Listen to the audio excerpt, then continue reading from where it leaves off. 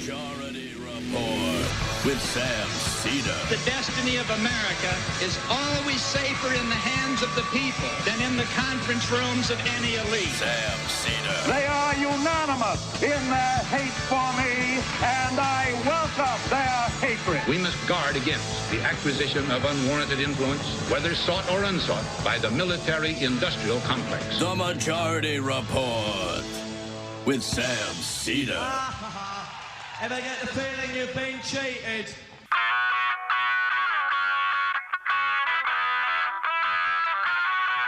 It is Wednesday, June 23rd, 2021. My name is Sam Seder. This is the five-time award-winning Majority Report. We are broadcasting live steps from the industrially ravaged Gowanus Canal in the heartland of America, downtown Brooklyn, USA. On the program today, Patrick Radden Keefe, author of Empire of Pain, Secret History of the Sackler Dynasty. Also on the program today, Buffalo gets its first socialist mayor and its first female mayor.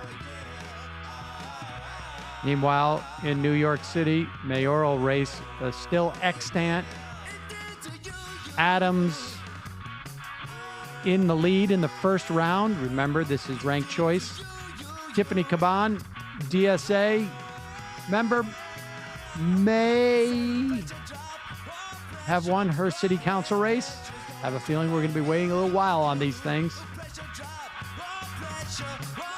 The voting rights bill filibustered by Republicans.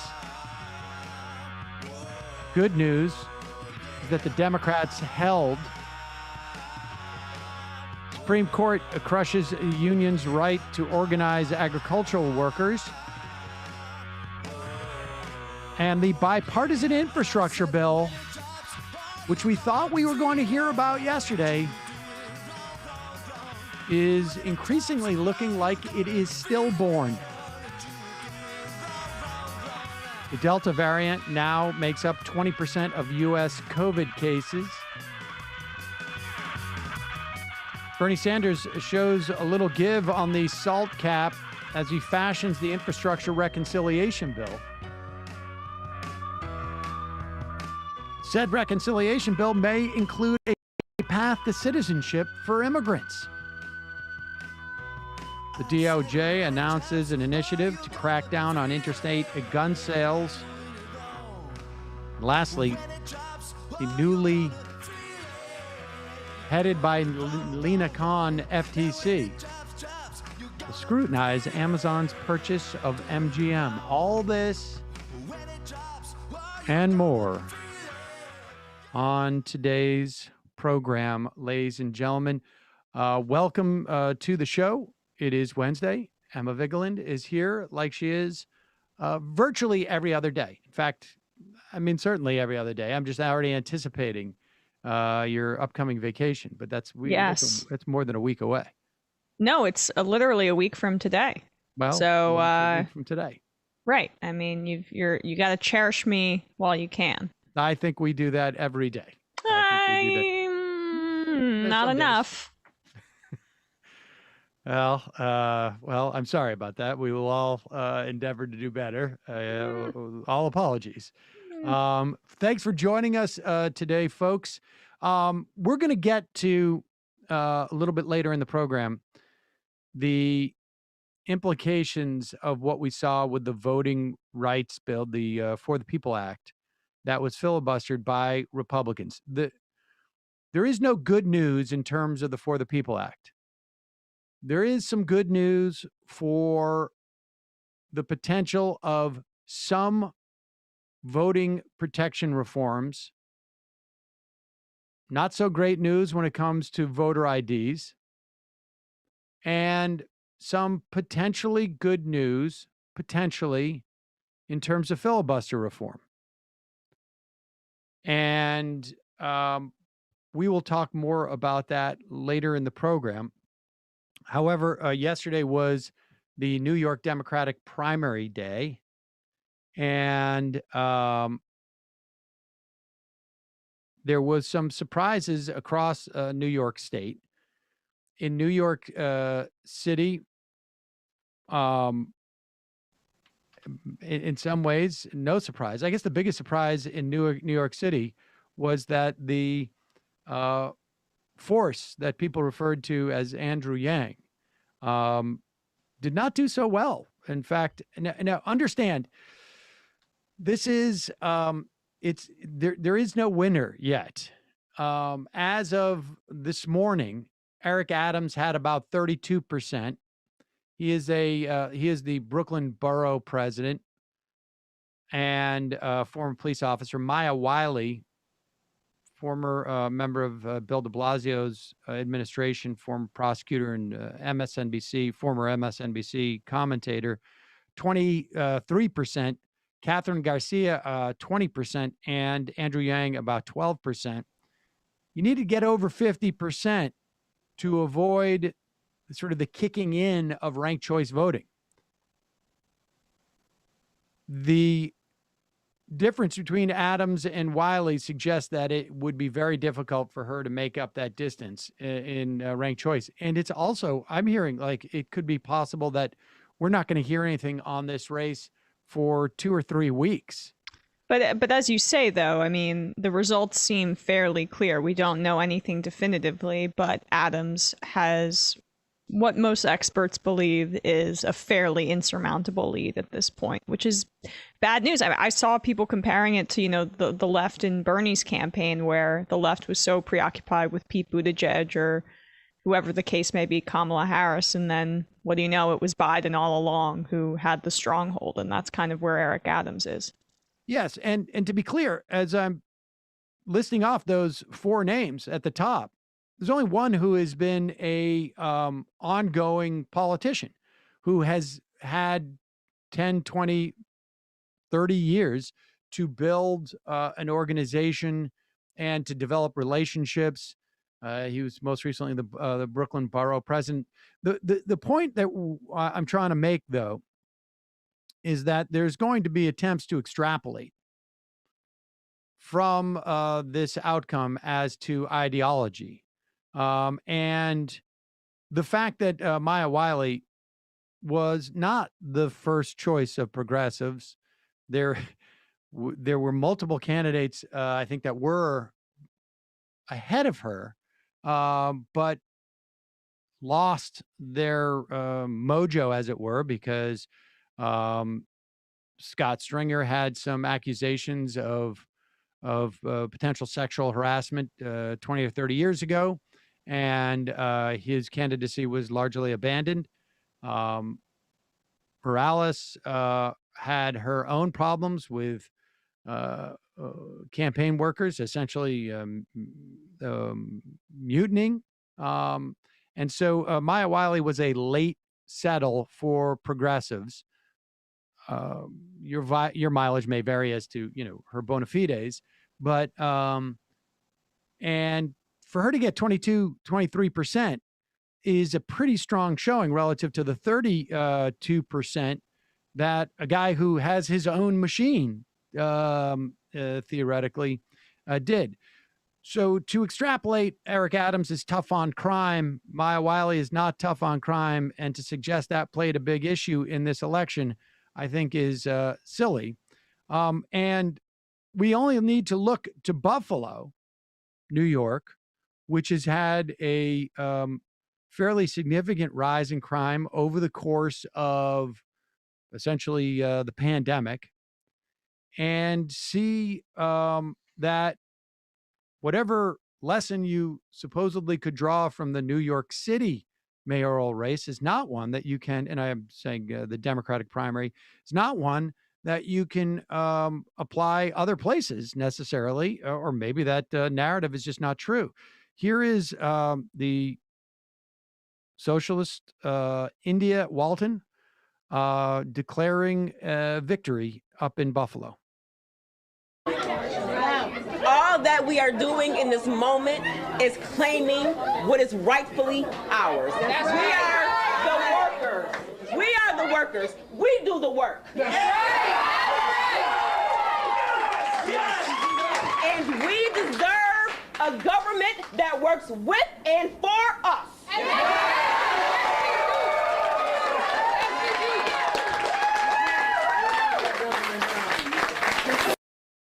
And we should say that she beat a 4-term incumbent mayor.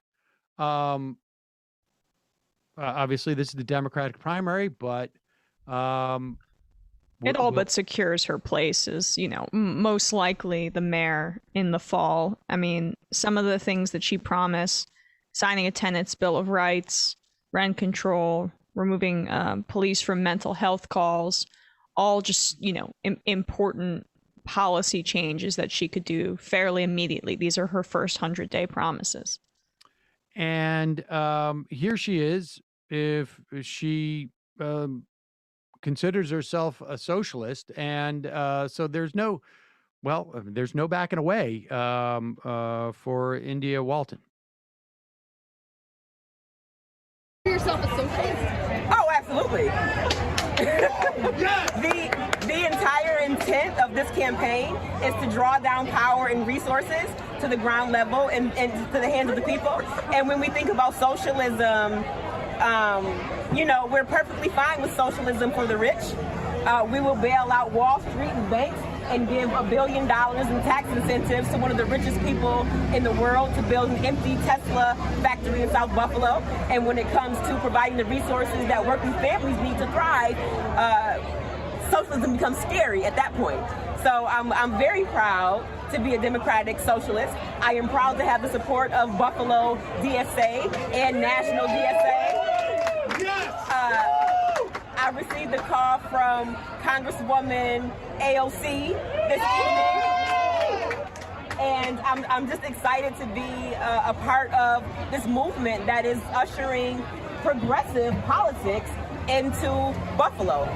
Being the third poorest mid-sized city in this country, we should be considering how we begin to eradicate concentrated poverty and disadvantage, and Democratic socialist leanings are a big step in getting us there.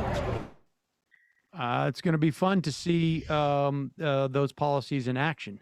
Yeah, and just her strength. And, you know, I saw on Twitter, too, that Martin Gugino, the old man who was assaulted by Buffalo police, pushed down by them during, you know, police accountability protests, he was at her victory party. So just kind of full circle in terms of the way Buffalo's been in the news recently and what grassroots campaigns can accomplish. All right. Well, we're going to take a quick break. And when we come back, we'll be talking to Patrick Keefe, the author of Empire of Pain, The Secret History of the Sackler Dynasty. We'll be right back after these words. And here are these words. Today's program. Got a couple of sponsors today. You've heard me talk about Quip. Maybe you've heard me talk about Quip too much. Maybe I got too excited about but I got, I guess now I feel like it's been like 2 or 3 years, maybe 3 years ago, I got very, very, very hyper conscious about dental hygiene, because you get to be my age, you start to realize like, hey, this is going to cost an arm and a leg if, and you can't go backwards, folks. So you got to start doing this now. How do you maintain good oral dental hygiene? You develop habits that are easy and are comfortable. And how do you do that? With utensils that are designed well and function well. And Quip's electric toothbrush is just that. It's the easiest electric toothbrush to continually use, and their whole system of sending you new brush heads every 3 months makes it super easy. Well, they have extended that process to mouthwash. As you know, mouthwash has not changed in 140 years. But Quip has created a mouthwash that gives you more of the ingredients you need, and that comes in an eco-friendly refill bottle. It's 100% recyclable. There's no alcohol in their mouthwash. kills bad breath germs. It helps prevent cavities, leaves you feeling fresh. Their 4 times concentrate has fluoride, xylitol, and CPC. And they left out the artificial colors. And like I say, they left out alcohol. What happens is you get a customizable subscription. You can get refills automatically delivered straight to your door every 3 months. Quip's refill bottles are made from 100% recyclable plastic. Mouthwash is the perfect finishing touch to their oral care regime. You can pair it with an electric toothbrush. Both my kids and I have a Quip. You can use their refillable flossers, which I still am amazed with every time I use every day. And they have this great gum that I've talked about in the past with a like a little Pez dispenser. And I should also mention that for the kids, they have a watermelon toothpaste that my kids love. So check it out. If you go to getquip.com/majority5, right now you can get $5 off a mouthwash starter kit. That's $5 off a mouthwash starter kit. Includes a refillable dispenser and a 90-dose day of supply of Quip's 4 times concentrated formula at getquip.com/majority5. That's numeral 5. GETQUIP.com/majority5. Quip is the good habits company. Also, today's ad from Emma's favorite ad read by me. Here we go. It's Hello Tushy, the modern bidet. You don't want swamp ass, folks. It's summertime, tough time. You don't want swamp ass at all. Hello Tushy, the 3.0 modern bidet attachment. It's stylish. It's eco-friendly. It is super easy to install. All you got to do, you take off the your toilet seat, which just involves you screwing like this. You don't need any extra electricity. You don't need any new plumbing. You tie it right into your thingamajigs. All you got to do is use a wrench. Super easy. It doesn't just clean your butt with a precise stream of fresh water. It cleans itself with the Smart Spray automatic nozzle. It attaches to your existing toilet. Like I say, it pays for itself in a few months. It cuts down on your toilet paper use by 80%. And frankly, it is the most civilized way to deal with this issue that we all have. I don't even call it an issue. It's just part of life, ladies and gentlemen. And Emma, stop it. Plus, Hello Tushy has doing anything. Your ass covered with a 60-day risk-free guarantee and a 12-month warranty. Have you already got a Hello Tushy? Well, and treat your butt to the new 3.0. And if you're new to the revolution, understand you could become an evangelist after this. Once you go bidet, you don't go back. You don't go bedak. You don't go bedak. That's right. Honestly, folks, it really is a revelation. You understand like why people around the world have been doing it this way, because it just doesn't make sense. You get dirt on your hand, you don't just take a dry piece of paper and wipe it off. Use water.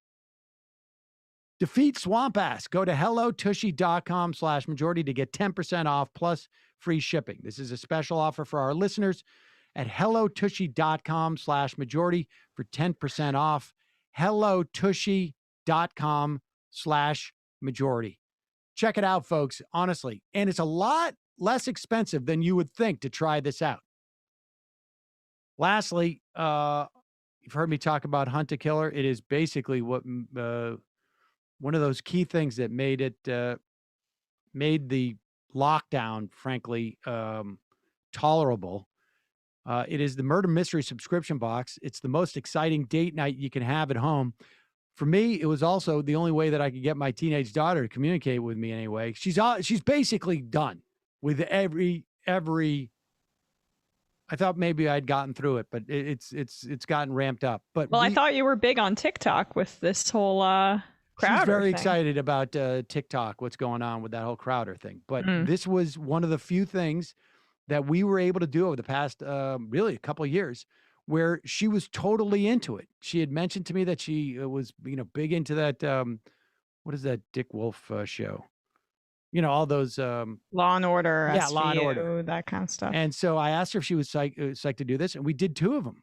We did the one, I can't remember what the name of it was, with the reunion, and then we did Curtain Call, which was Matt, I think, did this with his girlfriend too. It was, you go back 1930s, somebody in real time had found like a body, an entombed body, and you find out. It was great. It brings people together. You challenge them to decode ciphers and examine clues. You solve puzzles. What you get is each time they send you every month an update. It's basically a box with documents, evidence, audio recordings. They have case files, and then you go through it systematically. You eliminate suspects. You identify murder weapons. You crack the case. You catch the killer. You could do this on Zoom. You could do it in person. You can mix it up with some people in person, some people on Zoom. It doesn't matter. You can also join Hunt to Killer's spoiler-free online community, and there are thousands of members there that will help you, give you clues. You can work things out together with them. Hunt to Killer has 100,000 active subscribers, over 2,000 5-star reviews. They're basically like I don't know. It's like they do productions. It's almost like they do a different TV series, but you're actually in it. Part of the proceeds of every box goes to the Cold Case Foundation. It's an organization dedicated to helping with real-life cold cases. Check it out. Great gift for Valentine's. Well, Valentine's Day is not coming up. What? Father's Day, I guess. Whatever. Over the summer. Happy July 4th. Exactly. Here's Hunt to Killer. Right now, you can go to hunttokiller.com/majority. Use the promo code majority for 20% off your first box. Again, make sure you use the code majority for a 20% discount. You can answer the question, do you have what it takes to hunt a killer? So check that out, folks. I have no idea. I didn't realize that it's not February right now. All right, let's welcome to the program Patrick Radden Keefe. He is a staff writer at The New Yorker, author of multiple books. His latest is The Empire of Pain, The Secret History of the Sackler Dynasty. Patrick, I'm here with Emma Vigeland. Thanks so much for joining us. Great to be with you. Let's just start.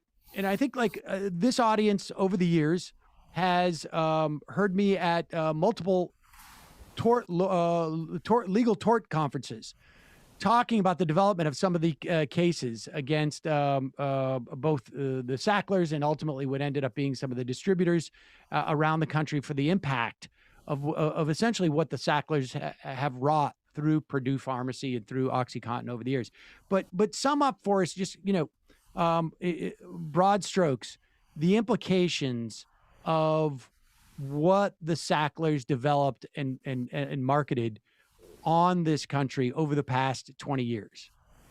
Sure. So the Sackler name, I think, was really mostly familiar to people until quite recently as a name that stood for philanthropy. This was a family that gave hundreds of millions of dollars away over the decades to art museums, to universities, to medical facilities. What was less well known was that a big part of the family's wealth had been generated by the marketing and sale of OxyContin, which is a very powerful painkiller.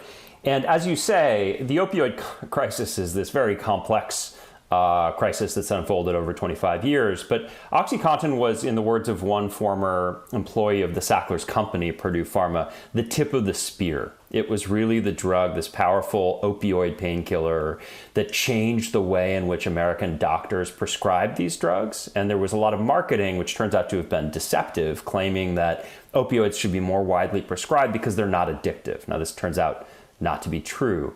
And so that was the role that OxyContin played, and it was very profitable strategy for the Sacklers.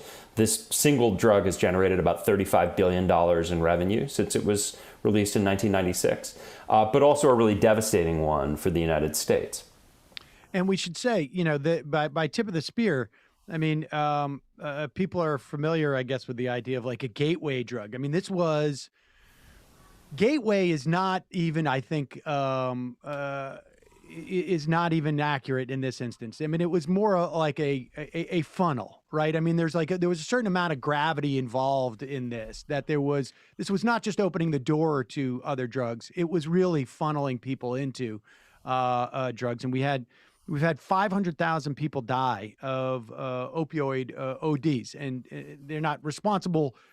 I don't know how you parse out the responsibility of that to, specifically what number, but this is an extraordinary amount. And obviously, on top of that, you have those are ODs. You have a tremendous amount of addiction that has become, that has burdened, municipalities, counties, states, families. I mean, the implications of this are just massive, and particularly like when we can sort of look at this past year of COVID and say, this is what it looks like when 600,000 people die, and the implications involved around this. I mean, this has been massive.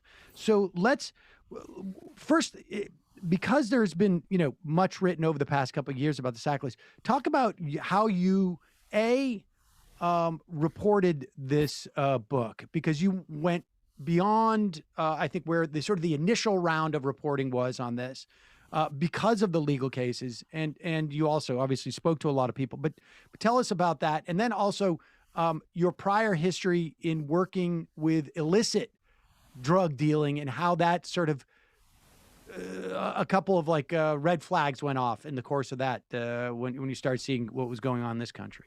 Yeah, absolutely. I mean, to take the second part first, I had written over the years about the illegal drug trade. I'd been really fascinated by the ways in which particularly Mexican drug cartels operate as businesses, the ways in which, they're big criminal enterprises, but they're also big multinational commodities businesses. And I was interested in how they make determinations about, what do they deal in? How far do they, how much do they vertically integrate? All these types of questions. And one thing that I was puzzled by was that after 2010, you suddenly saw a surge in Mexican heroin coming across the border.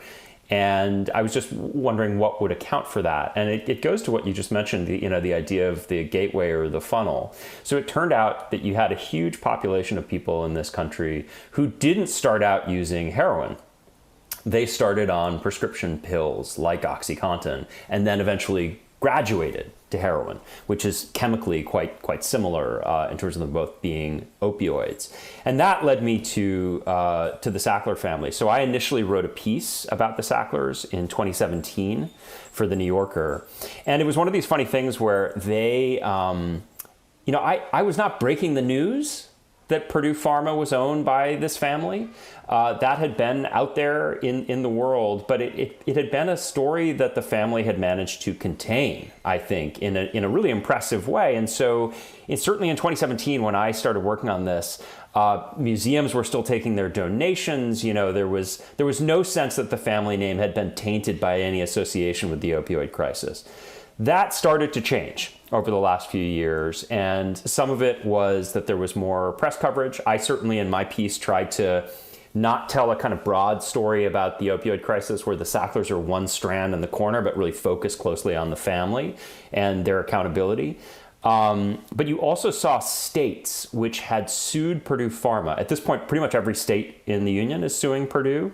But some states, starting with Massachusetts, started to also sue individual members of the Sackler family. And then you got activism by people like the photographer Nan Golden. And so more and more attention started converging on the family. And as that happened, you started getting more documents which had previously been secret coming out. So that was both through litigation, where they were produced in litigation and anybody could access them. And then as I got into my reporting, I also had people leaking things to me. Because it was important for me that if you're going to tell the story of this billionaire family who, they wouldn't speak to me, they were threatening to sue me since I started working, I didn't want it to feel like you were looking at them through a telescope. I wanted some sense of intimacy. And so it's helpful to have their own private emails and know the way they talk about this crisis behind closed doors. How integral was the Bush-era DOJ settlement to kind of keeping a lid on the Purdue family's complicity in this rising crisis? Because, I mean, it's fairly laughable when you look at the figures that they settled for. And it obviously, as you say, it didn't gain traction in the way that we're seeing it now until, a few years ago.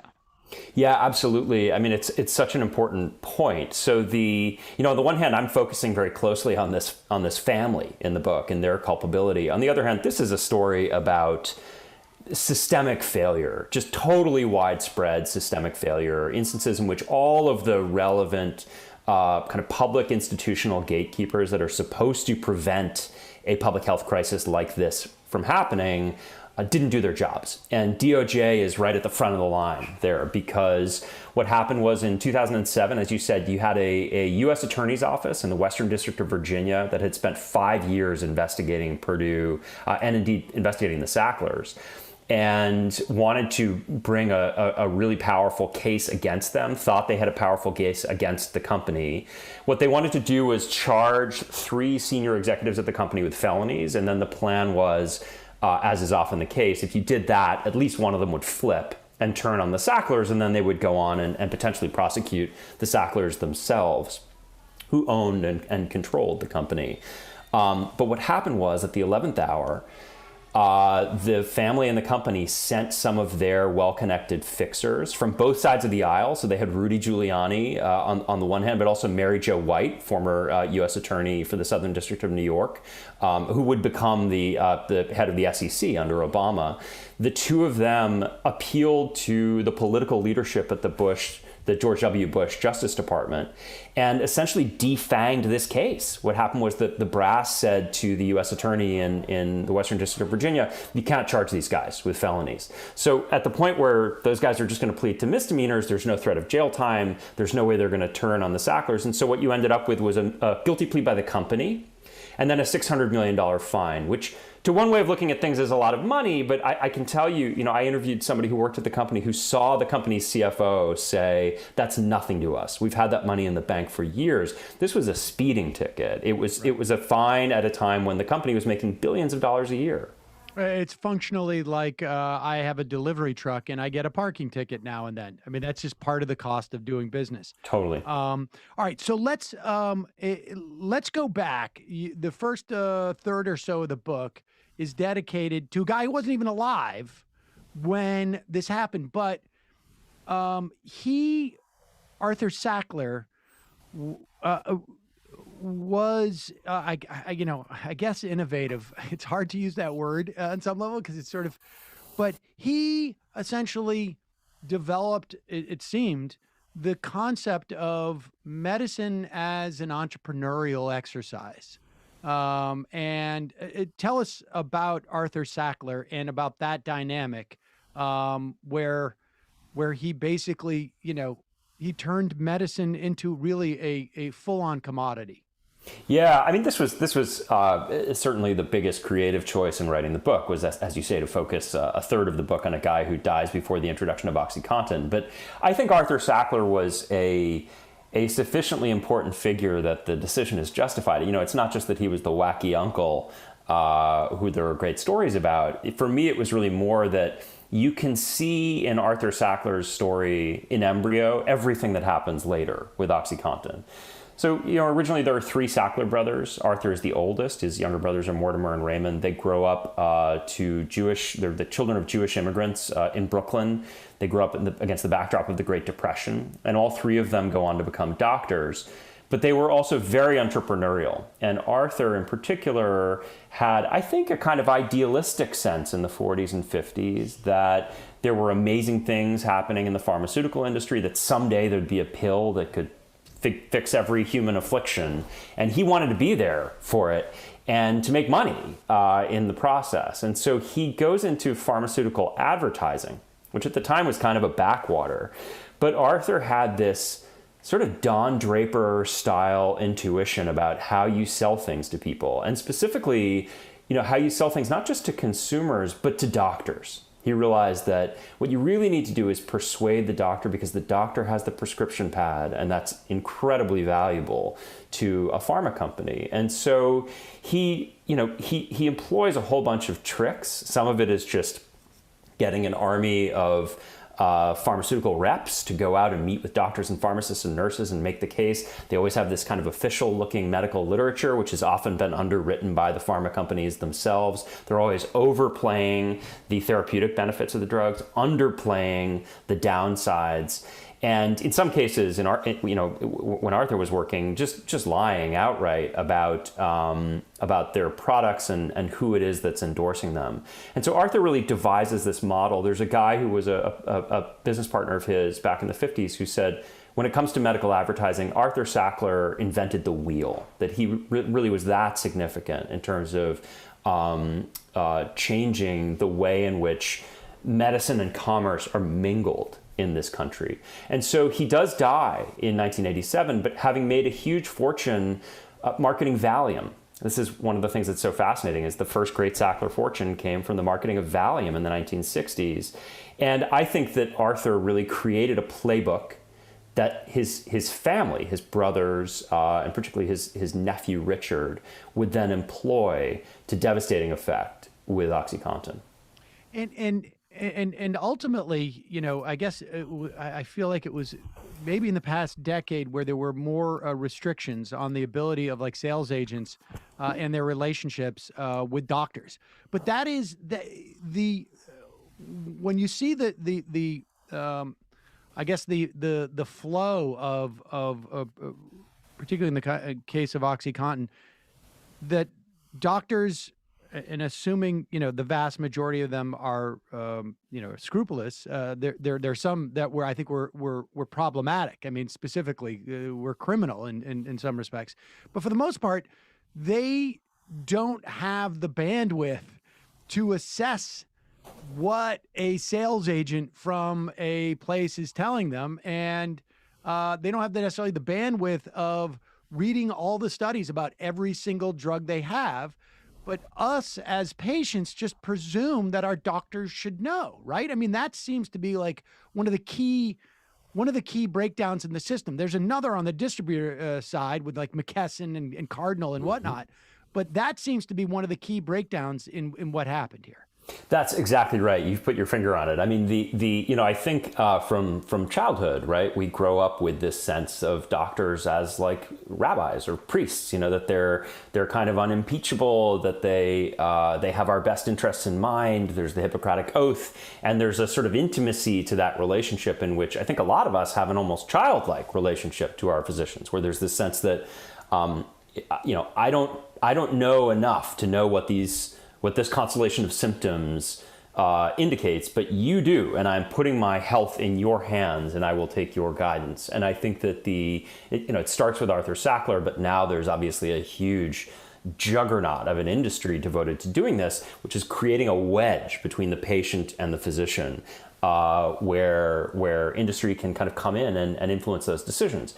And one of the things that was astonishing to me as I got into the marketing of OxyContin is just how varied it is. As you say, I mean, there are bad doctors, there are crooks who run pill mills, and they know very well that they're writing medically unnecessary prescriptions and maybe getting kickbacks for it. But there are also a lot of well-meaning doctors who see a patient in pain. They want to relieve that pain, and suddenly there's a solution that they're told has no real downsides. The company would say OxyContin is the drug to start with and to stay with. There's a sense that you can use it indefinitely with no real side effects. You don't need to worry about addiction, and it can ease terrible pain. And then in between, you have all of this whole arsenal of persuasive techniques. So in many instances, what this would entail would be the company sponsored thousands of pain management seminars, and the idea is, this is education, really. But so you say to a physician, listen, you're not taking pain seriously enough. What would you think about an all expenses paid trip to Boca Raton? Come down for 2 or 3 days. We'll have some nice meals, there'll be some entertainment, and you can listen to some talks about how best to manage pain. And the whole thing is underwritten by this company that has this painkiller. If you talk to physicians, often they'll tell you that they're sort of aware of the motivations of big pharma, but they'll also say, but I'm not influenced by it. It's like people who, they watch the Super Bowl commercials and they say, it's entertaining, but of course I would never change my consumer behavior. And it's funny because this is just not true, right? So it turns out there are studies on this. If you buy a meal for as little as $15 for a doctor, you can change the way that they prescribe. And Purdue Pharma some years was spending up to $9 million a year just to buy food for doctors. Wow. All right. Now I want to put a flag in that because we will come back to it when we talk about the development of cotton, of the coating that starts with MS cotton, and because we will work our way up to where doctors really did not understand what OxyContin was relative to what the MS cotton was, and in terms of its strength, and the Purdue was aware of that dynamic. But let's start with the development of MS cotton, which is, I guess, the first sort of innovation that leads to this. Yeah, absolutely. So Purdue Pharma, this company that the Sacklers own, originally the family bought it in 1952. It was an old pharmaceutical company called Purdue Frederick, which had started in Greenwich Village at the end of the 19th century. And Arthur Sackler basically buys it for his brothers, and for decades it trades in these pretty unglamorous products. I mean, they had a laxative, they had an earwax remover. It's these kind of over-the-counter staples, but not very innovative drug development. But eventually they do start to do their own R&D, and they come up with this cancer drug called MS-Contin. The idea was that this is a morphine pill, but with a special seal that allowed the morphine to slowly disperse into the bloodstream over a number of hours. And so Contin, short for continuous. And MS-Contin was basically just pure morphine, but you would take it. And what this meant was that people who had terrible cancer pain or were in an end-of-life situation could be at home, that they didn't need to be in the hospital getting dosed with morphine, that they could just take these pills. And MS-Contin was a big success for the company, totally out of proportion with anything that had come before.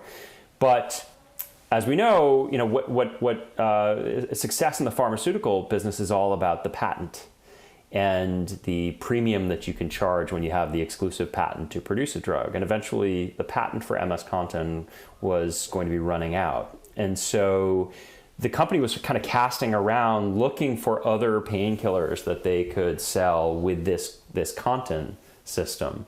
And they landed on oxycodone, which is another opioid, very powerful, been around for the better part of a century. And so the idea was if we took a big dose of oxycodone and this Contin seal, we could come up with a really powerful painkiller called OxyContin. The strange thing about this is that when they're looking into it, they realize that doctors and focus groups have the misapprehension that oxycodone is weaker than morphine, when in fact it's about twice as strong. And so there are these amazing emails that I got my hands on where senior people at the company, including Richard Sackler, have these discussions about this oddity that the doctors seem to misunderstand the product that Purdue is now selling. They had MS-Contin, they have OxyContin, and doctors think that oxycodone is weaker than morphine when the opposite is true. And in these emails, what they say is, let's not do anything to make those doctors realize they have it wrong. Let's let them continue to believe that the stronger drug is the weaker drug. And the reason they wanted to do that was they weren't satisfied with the cancer pain market. They thought, what if we position OxyContin as a drug really for everyone, for the tens of millions of people who suffer from chronic, non-malignant pain of various sorts. That's the market we want. And so if doctors think that it's actually a milder treatment and not a stronger one, they'll be more likely to prescribe it for that kind of pain. And we could substitute the words less addictive and more addictive for stronger and not stronger. And so you had doctors prescribing a more addictive substance for, like you say, ailments that were not were not like at the potentially terminal. They're doing it for chronic back pain, and so this ends up being really the sort of the key ingredients into creating this mass addiction, right? Is that you've got doctors prescribing something they think is less addictive and so therefore they also feel comfortable in prescribing it for situations that are not acute. And it has, obviously, it ends up becoming a massive disaster. Yeah, and not just less addictive, but not addictive at all. I mean, the whole marketing push for OxyContin. So first of all, I should say the company didn't do any tests on addictiveness prior to releasing the drug, even though humans have known for thousands of years that products derived from the opium poppy can be quite addictive. But they had this kind of, I think what you could generously call a conjecture, which was that because of that contin coating, that what that would mean is that the drug was kind of, it sort of regulated the flow of the drug into the bloodstream, and you wouldn't have these like highs and lows where you get a kind of immediate dose and some euphoria associated with that, followed by the kind of valley of withdrawal when you don't have the drug in your system. And so they had this guess, basically, which is they said, well, maybe that means it's not addictive at all. And they ran with that guess, essentially claiming that it was a scientific conviction, and told thousands of doctors across the country, I mean, hundreds of sales reps. I've interviewed these people. They said we would go in and we would say it's addictive less than 1% of the time. With a straight face, look them in the eye and say, you don't need to worry about that. It's addictive less than 1% of the time. And they would repeat that again and again and again. And there was no scientific basis for making that claim. And so this is both a failure of the FDA and, frankly, just of the regime of what we have with drugs. It is obviously, I find it hard to believe that they didn't, that Purdue wasn't aware. I mean, it was one of those things like, we just don't want to know about the addiction. But they also did an end around with, I think, just to go back, with MS Contin that is reminiscent of like what we see almost like with Uber in some way.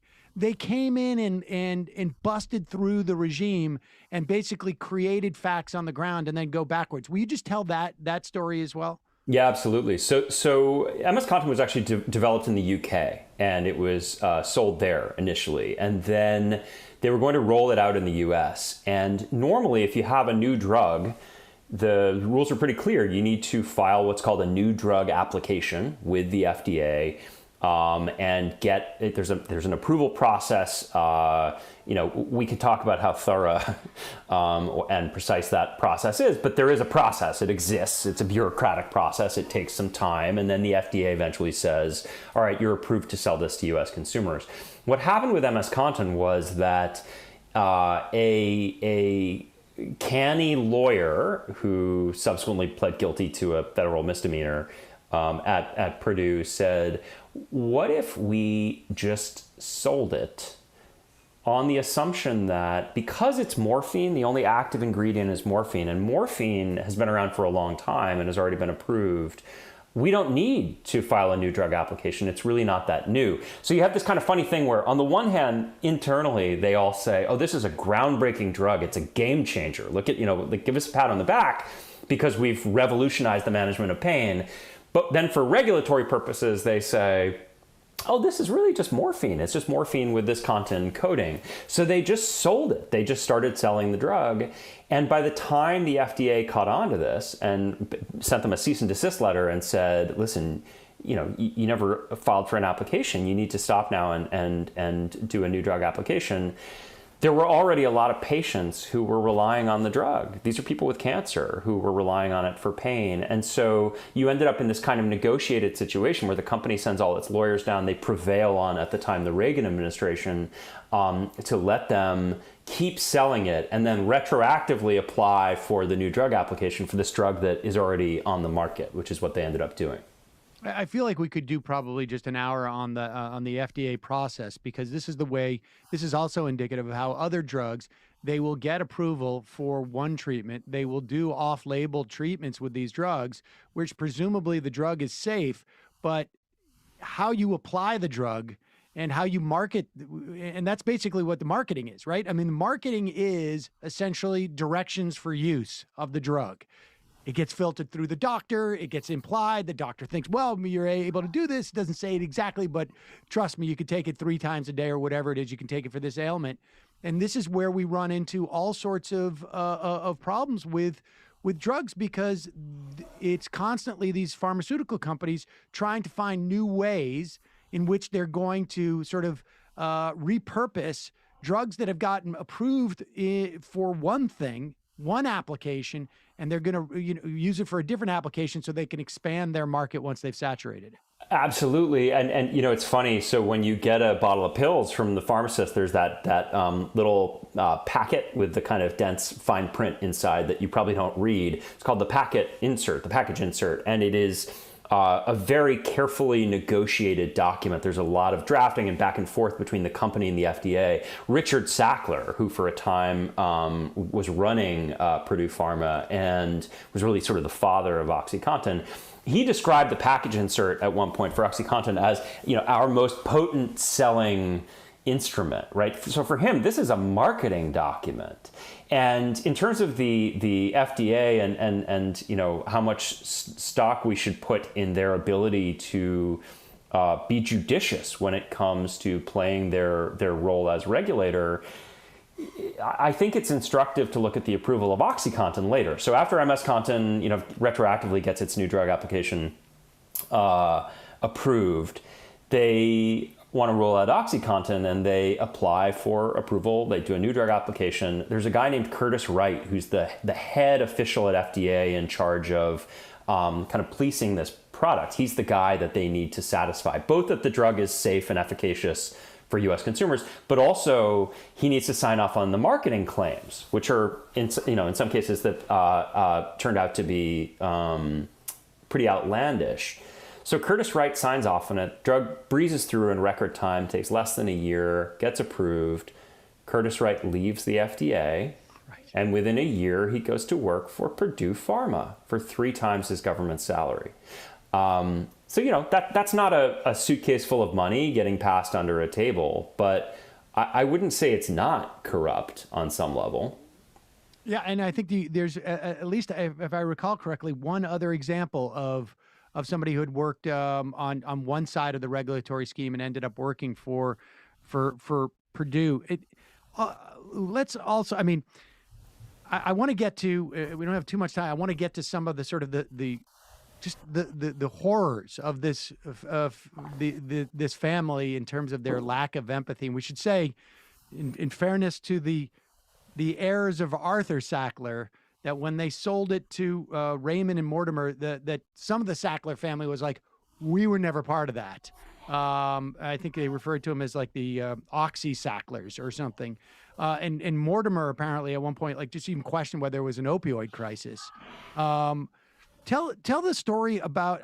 I just, you choose which story from the book do you think exemplifies their complete lack of empathy and failure to accept any responsibility for this. It's stunning. But then I want to ask you about the sort of the structural implications. But yeah, in terms of that family. I was, for me, it was interesting, right? Writing this big book about a family, and none of them would cooperate with me. And it was interesting because for a long time I thought there must be some apostate. There must be some family member, some 3rd generation Sackler who's uncomfortable about all this opioid money and has questions about what they'd done. And it turned out there really isn't. And I ended up getting hold of a lot of internal email, a family WhatsApp log that ran over a year. And what's so striking is that internally they all have this kind of bunker mentality, this sense that, so every state in the union is suing the company. Half the states are suing the family. Congress has held hearings. You have books. You've got research studies. You've got journalistic accounts. Thousands of lawsuits. I think it's literally something like 3,000 lawsuits. I think a pretty broad, uniform consensus that this company and this family played a special role. They weren't the only ones, but they played a special role in sparking the opioid crisis. Inside the family, their perspective is, we're just misunderstood. all those people are wrong. We in our small circle of paid advisors have seen the truth, which is that we really never did anything wrong. As you say, Mortimer Sackler referred to it as the so-called opioid crisis. They put a lot of emphasis on the idea that today it's a heroin and fentanyl crisis, even though it's very, very clear that many people who have started using heroin and fentanyl started out with prescription pills. So I think I was most struck actually by, it's like the dog that didn't bark. I was most struck by the absence of any family member piping up and saying, hey, I'm uncomfortable with this. And you end up with these kind of, it's funny, I had multiple different people who I interviewed who've worked with the Sacklers and for them say that the experience was like being on the show Succession. It's this sort of the experience of like this kind of totally out of touch billionaire family. And so there are these moments in the book where the family has taken all the money out of Purdue Pharma. So there's no money left in the company, and they're going to declare bankruptcy, and they're looking to come up with a deal to settle all these cases by the states. And it's like a couple of days later, Joss Sackler, who's the wife of a third generation Sackler, David Sackler, has a fashion show in New York Fashion Week because she has this like vanity fashion line. And just the kind of tone deafness of this, right? And she, they offered $100,000 to Courtney Love to come and sit in the front row. And Courtney Love came back and said, I was addicted to OxyContin myself. Are you nuts? I mean, how could you ask me to do this?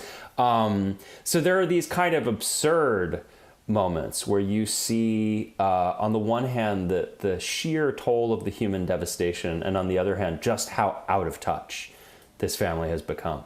So, I mean, like you describe it as Succession, that sounds like Real Housewives to me, right? With a little bit of the vanity projects in the New York socialite scene.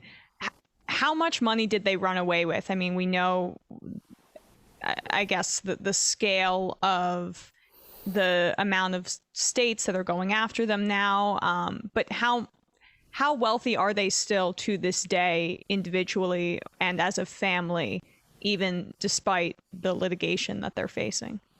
So we don't know the exact number. There are a lot of people trying to find out the precise dimensions of the fortune, but I can tell you the numbers that have been confirmed through the bankruptcy process. So it's worth backing up and saying this amazing thing happens, which is that the company actually pleads guilty to federal criminal charges twice, once in 2007 and then again in 2020.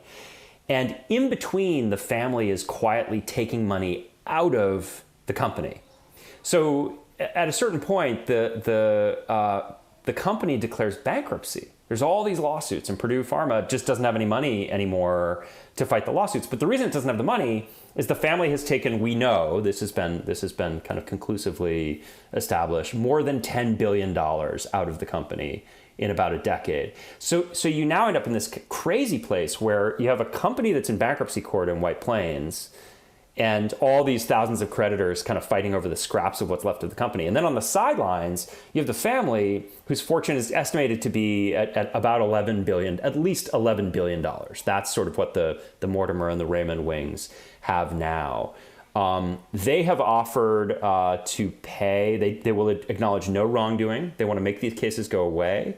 They've offered to pay about $4.25 billion, which, again, it all depends on which end of the telescope you're looking through. On the one hand, that's a lot of money, and states need that money. On the other hand, it's 40 cents on the dollar for what they took out of the company over the course of a decade. Right. How much do you think this is a story of a unique family, manipulating a system, or a system? And that system, I don't know, you can define the parameters of that, just whether it's just the FDA or frankly, like, the way that we do medicine in this country. I mean, if we had a single payer system that would, or a government that would actually produce these drugs, or, where there wasn't this kind of profit motive, it wouldn't matter if you had, Arthur Sacklers or Mortimer Sacklers running around, because they wouldn't have the opportunity to wreak this kind of catastrophe on a country. Like, how much of it do you think this is a function of the family, or how much of a function of the structure of capitalism, or the way that we, or maybe a smaller structure in the context of American society? I think it's both. I mean, I think that it's very much a story about the system and the failures of the regulatory system, the failure of the justice system. We haven't even gotten into, the failures of the DEA, failure of Congress. I mean, you can go on and on. Every conceivable check that should be there protecting consumers failed, and often I think was bought off with money and connections. At the same time, this particular family, I think played that system like a harp. And so for me, it's one of those things where if you were to sit around in civics class and talk about the weaknesses of the system that we have, and play it out almost as a hypothetical, right? Like, well, what would the worst case scenario be? How could somebody manipulate this system so that you took advantage of all of its weaknesses and you used money to co-opt people at every single level? How bad could it get? And I think the answer is a public health crisis in which you have more than 2 million Americans addicted to opioids and another 500,000 Americans dead, and a family that is basically going to waltz off into the sunset with a $10+ billion fortune intact. All right, lastly, we just have a minute here. I wonder, how much do you think, since they seem so thin-skinned, I'm thinking about that time one of the Sacklers had written, like, it's hard on my kids, like, people don't understand how hard this is on us.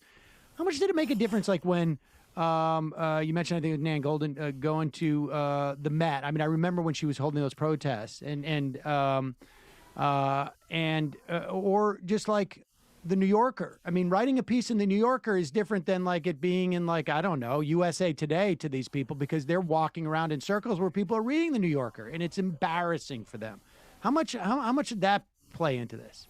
I think it's a real thing. I mean, I would be lying if I said that wasn't a consideration for me when I wrote the article in the New Yorker. I knew that the New Yorker is read in the kinds of places where where this family resides and circulates and has enjoyed, I think, a degree of, people kind of either not knowing about what they've been up to, or pretending that they don't know. I think there's a reputational cost. I think it's real. I think the name is coming down from institutions. I'll bet it comes down from the Met at a certain point in the near future.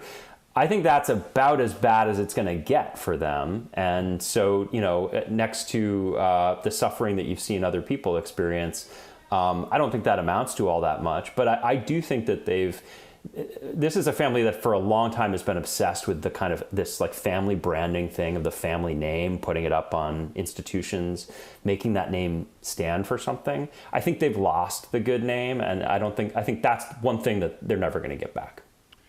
Well, it's a real shame to see history destroyed that way when they take their name off of those buildings. I'm being facetious, obviously. Patrick Radden Keefe. The book is Empire of Pain, The Secret History of the Sackler Dynasty. Thank you so much for your time today. Really, really fascinating. Appreciate it. Thank you for having me. All right, folks, we're going to take a quick break. We'll be right back. We'll wrap things up.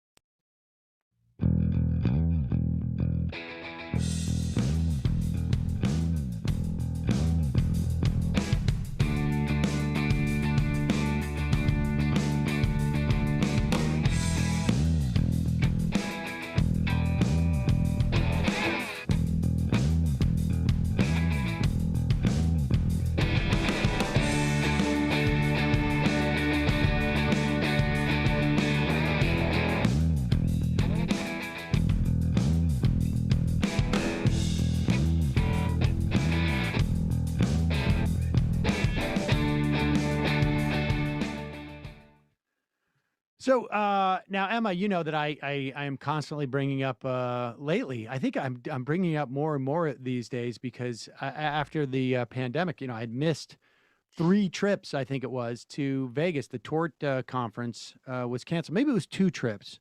And over the years, people can go back and try and find these episodes where I would go to Las Vegas and talk to tort lawyers, and there was various different types of lawsuits. One subset of these lawsuits regarding this opioid crisis was on behalf of counties and municipalities. And they ended up suing the distributors. McKesson was one, Cardinal. There's three major ones. They had a regulatory obligation to track how many pills were going to any specific region of the country. And they basically just looked a blind eye on it. And of course, then you had places like, in West Virginia or in Ohio, where you had millions more pills, I don't know, hundreds of pills, thousands of pills per actual resident of the city or the town or the county. Really just a stunning story. And but folks can check that out. I guess that's it for us. If you're watching on Peacock, we will be back tomorrow. Thanks for joining us. If you are not watching us on Peacock, oh boy, do we have stuff for you in the fun half today. We will get to that in a moment. I just want to remind you, you can support. I will tell you what we're going to see. Something I thought we would never show on the show, but Steven Crowder sort of smoked it out of the internets with his complaint that he couldn't find any video of me doing comedy. I don't know if this is really comedy. People don't realize I had a performance artist. I mean, you are standing up. I am and standing up. It is kind of funny. Video. But we'll talk about that in a second. I just want to remind people, Just Coffee at justcoffee.coop, the coffee co-op that has been supporting this show for every day of its 11 plus years existence and supported Break Room Live. They are a cooperative. They're movement supporters. They were out giving free coffee to people back in Madison in 2011 at those protests. They are really, really supportive of the their producers in Central America and around the world. Frankly, they will not abandon these people, regardless of sometimes they have bad seasons and whatnot. They figure it out. They are celebrating these 11 plus years with us by giving a 25% off any of their coffees, MR25, justcoffee.coop. Use the coupon code MR25 just for this week. Check it out. Good opportunity to taste a varied types of coffee. Meanwhile, you can also become a member of this program by going to jointhemajorityreport.com. When you do, you get the free show, free commercials, and you get the fun half, and you support this program and allow us to rely on no one but you. So jointhemajorityreport.com. Also, don't forget, Nomi's show, 3 p.m. today, youtube.com/The Nomi Key Show or twitch.tv/the_Nomi Key_show. Meanwhile, what is happening in the Lekian_media_universe? Matt. Yeah, Napoleon the Legend on Left Reckoning tomorrow at 8. Tonight, I'm going to be doing my Twitch stream. There's too much basketball going on last night, so I just wanted to decompress after the alley-oop to Ayton. So tonight, I plan to do twitch.tv/literary hangover, probably around 11, a later one. But yeah, check that out, folks. And then we'll have, for patrons of Left Reckoning, patreon.com/Left Reckoning, a conversation with Megan Day on a socialist school in Arkansas about 100 years ago. So look forward to that. That game was boring until it wasn't. What was that, last night? Yeah. Was that Suns Clippers alley-oop? That alley-oop at the end? Yeah. And Paul George missed 2 free throws that... Yeah, but I feel compelled to say that Paul played very well in the final 3 minutes before that. But anyway, we should Let's let me tease this before we go into the fun half. There was video that was unearthed. I can only tell you that it involves me and some body lotion oil. Vegetable oil? We want to get out ahead of this. I'm not going to reveal until we get to the fun half. We want to get out ahead of this. I know that Steven Crowder has been raking the internet for something to embarrass me about. There was a time where I was a performance artist and performed some things that I look back on and am still proud of, but understand that in this day and age may be perceived as a little risque. So stick around for this in the fun half. In the meantime, we give you DJ Janarchy's latest masterpiece. You are in for it. All right, folks, 646-257-3920. See you in the fun half. Are you ready?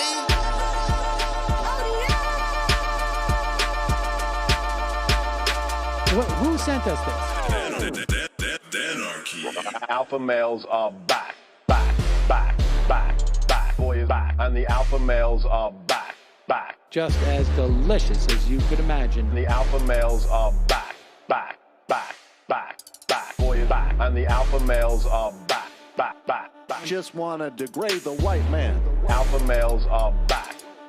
I take all of it to my throat. Alpha males are back. Snowflake says what? The alpha males are back. You are a madman. And the alpha males are back. Oh no, Sam Seder! What a fucking nightmare! Bring back DJ. Yeah, or a couple of them. Just put them in rotation. DJ Danner. Well, the problem with those is they're like 45 seconds long, so I don't know if they're enough of a break. That's fucking nonsense. You see white people doing drugs, they look worse than normal white people, and all white people look disgusting. And the alpha males... Psych. Fuck them. Snowflake says what?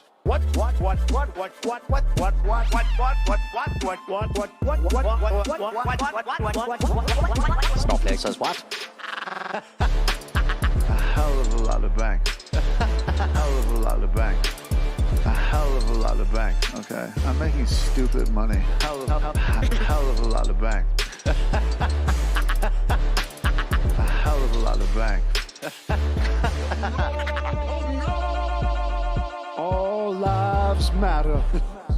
Have you tried doing an impression on a college campus? I think that there's no reason why reasonable people across the divide can't all agree with this. Psych. And the alpha males are back. And the Africans are black African. And the alpha males are black. And the Africans are back. When you see Donald Trump out there, doesn't a little part of you think that America deserves to be taken over by jihadists? Keeping it 100. Can't knock the hustle. Come on, fuck them. Things I do for the bigger game plan. By the way, it's my birthday. Happy birthday to me, Jew boy. I have a thought experiment for you. And the alpha males are back. Africans are black. Alpha males are black. Africans are back. Come on. Come on. Someone needs to pay the price for blasphemy around here. I am a total pussy.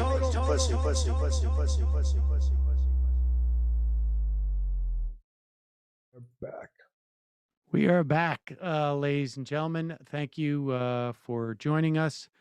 We should probably just get to this, and I should just cop to it right up front. We will get to our phone calls in a bit. Let me just sign into the... Where are we here? What happened to that? Oh, here we go.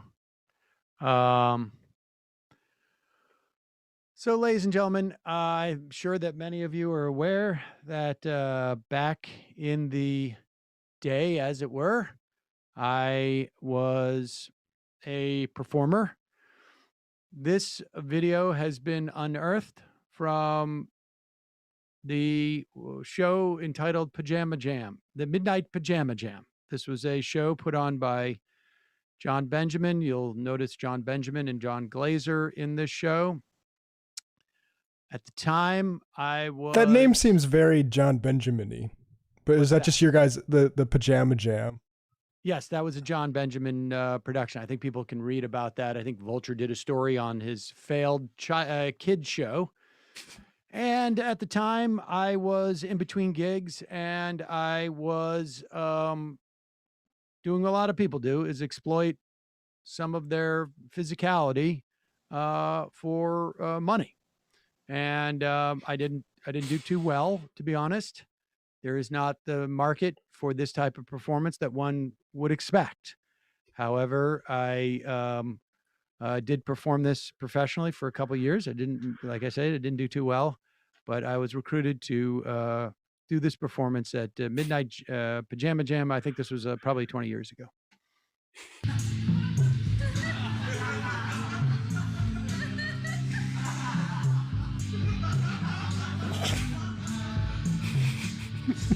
That's a really gross sound. So gross. Yeah.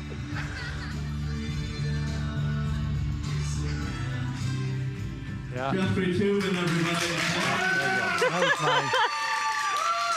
That was my stage name at the time. That was my stage name, and so that was the famous Cav dance.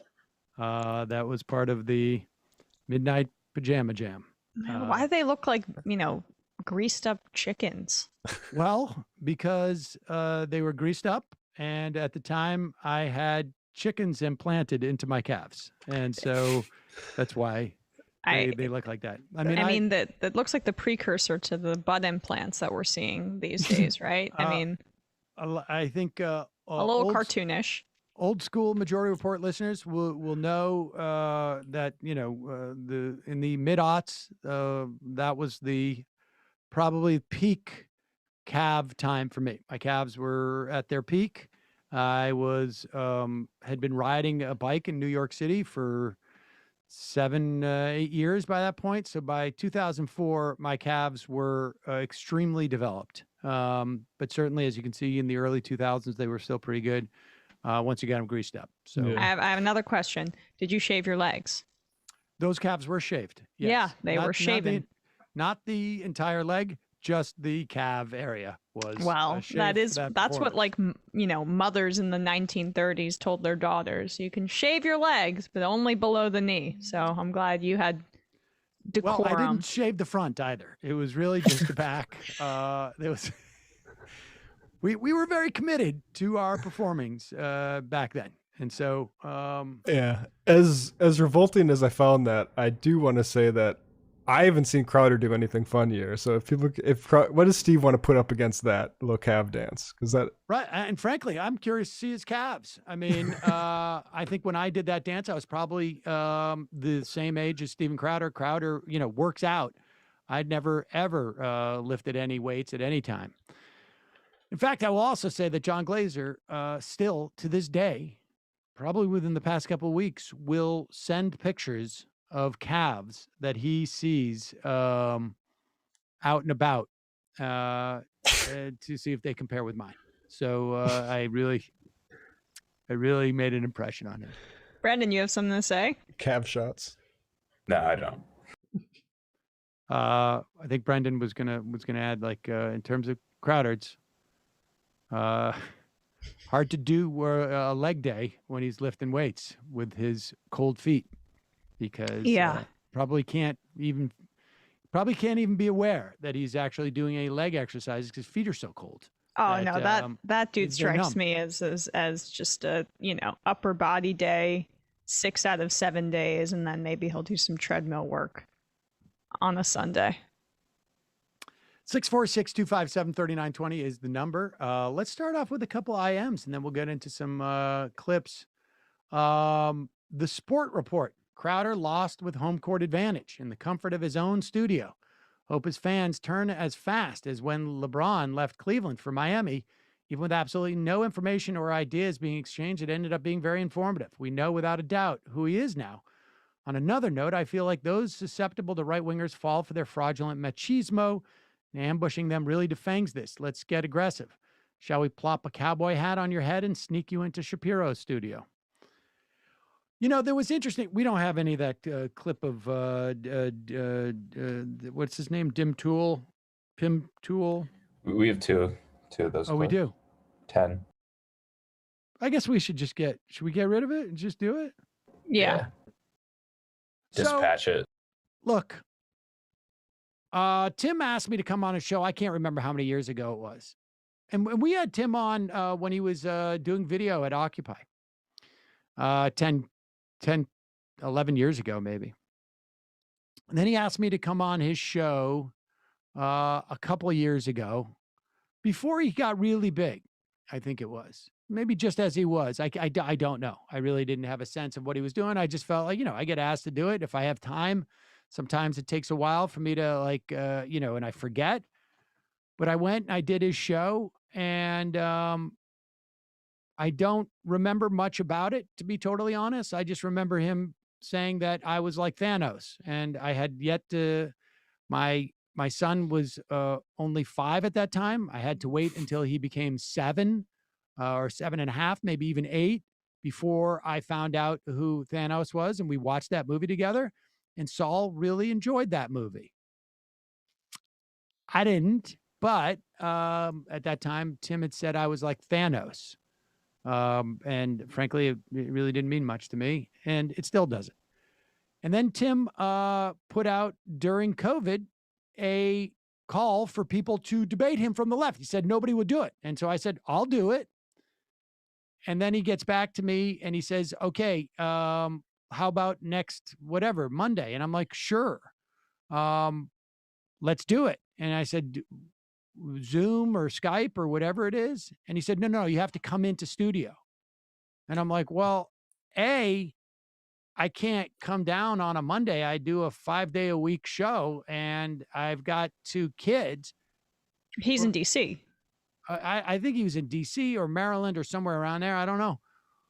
But B, dude, I'm not going into a closed studio with you with a pandemic going on. Like, I'm not in the, I know guys my age who died of COVID, and I'm not to mention like your situation with your kids and all that stuff. And I'm pretty sure course. Tim Pool's studio is in his house. I might be wrong about that, but I saw somebody say that. And I'm pretty sure it is too. Yeah. And I'm like, I'm sorry, like I'm not going to do that. But and he said, well, I can't do Zoom because I don't have the internet in my studio or something to that effect. And I was like, all right, whatever.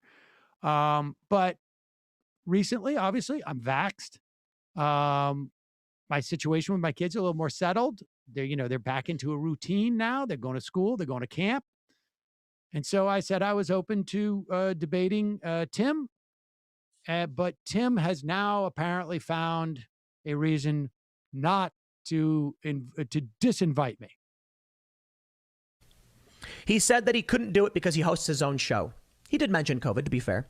But then he turns it into his tweet where he's coming after me, implying we were unsafe when we followed every COVID guideline. We have hand sanitizer everywhere, and we were allowed to do the show as per normal guidelines. The room is extremely well ventilated. You can probably hear the fans. But Sam thought it would be good to lie, to make things up, because he never wanted to come here in the first place. And even after he knew it was in studio and the 13th is open and we will pay for everything and he agreed to do it, it was all just a big con. Sam Seder is a lying coward. And that's why people like Steven Crowder should not debate him. And that's why Steven was right for cutting him off and saying no. And Ethan Klein is damaging everything, making it all worse.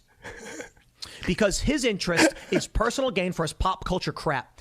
He doesn't know what he's talking about, so he would rather watch people suffer if it gives him a few extra bucks. That's Ethan Klein. Oh, he's very impassioned on behalf of his friend Steven. At least we've got to the point where we're acknowledging Steven's suffering.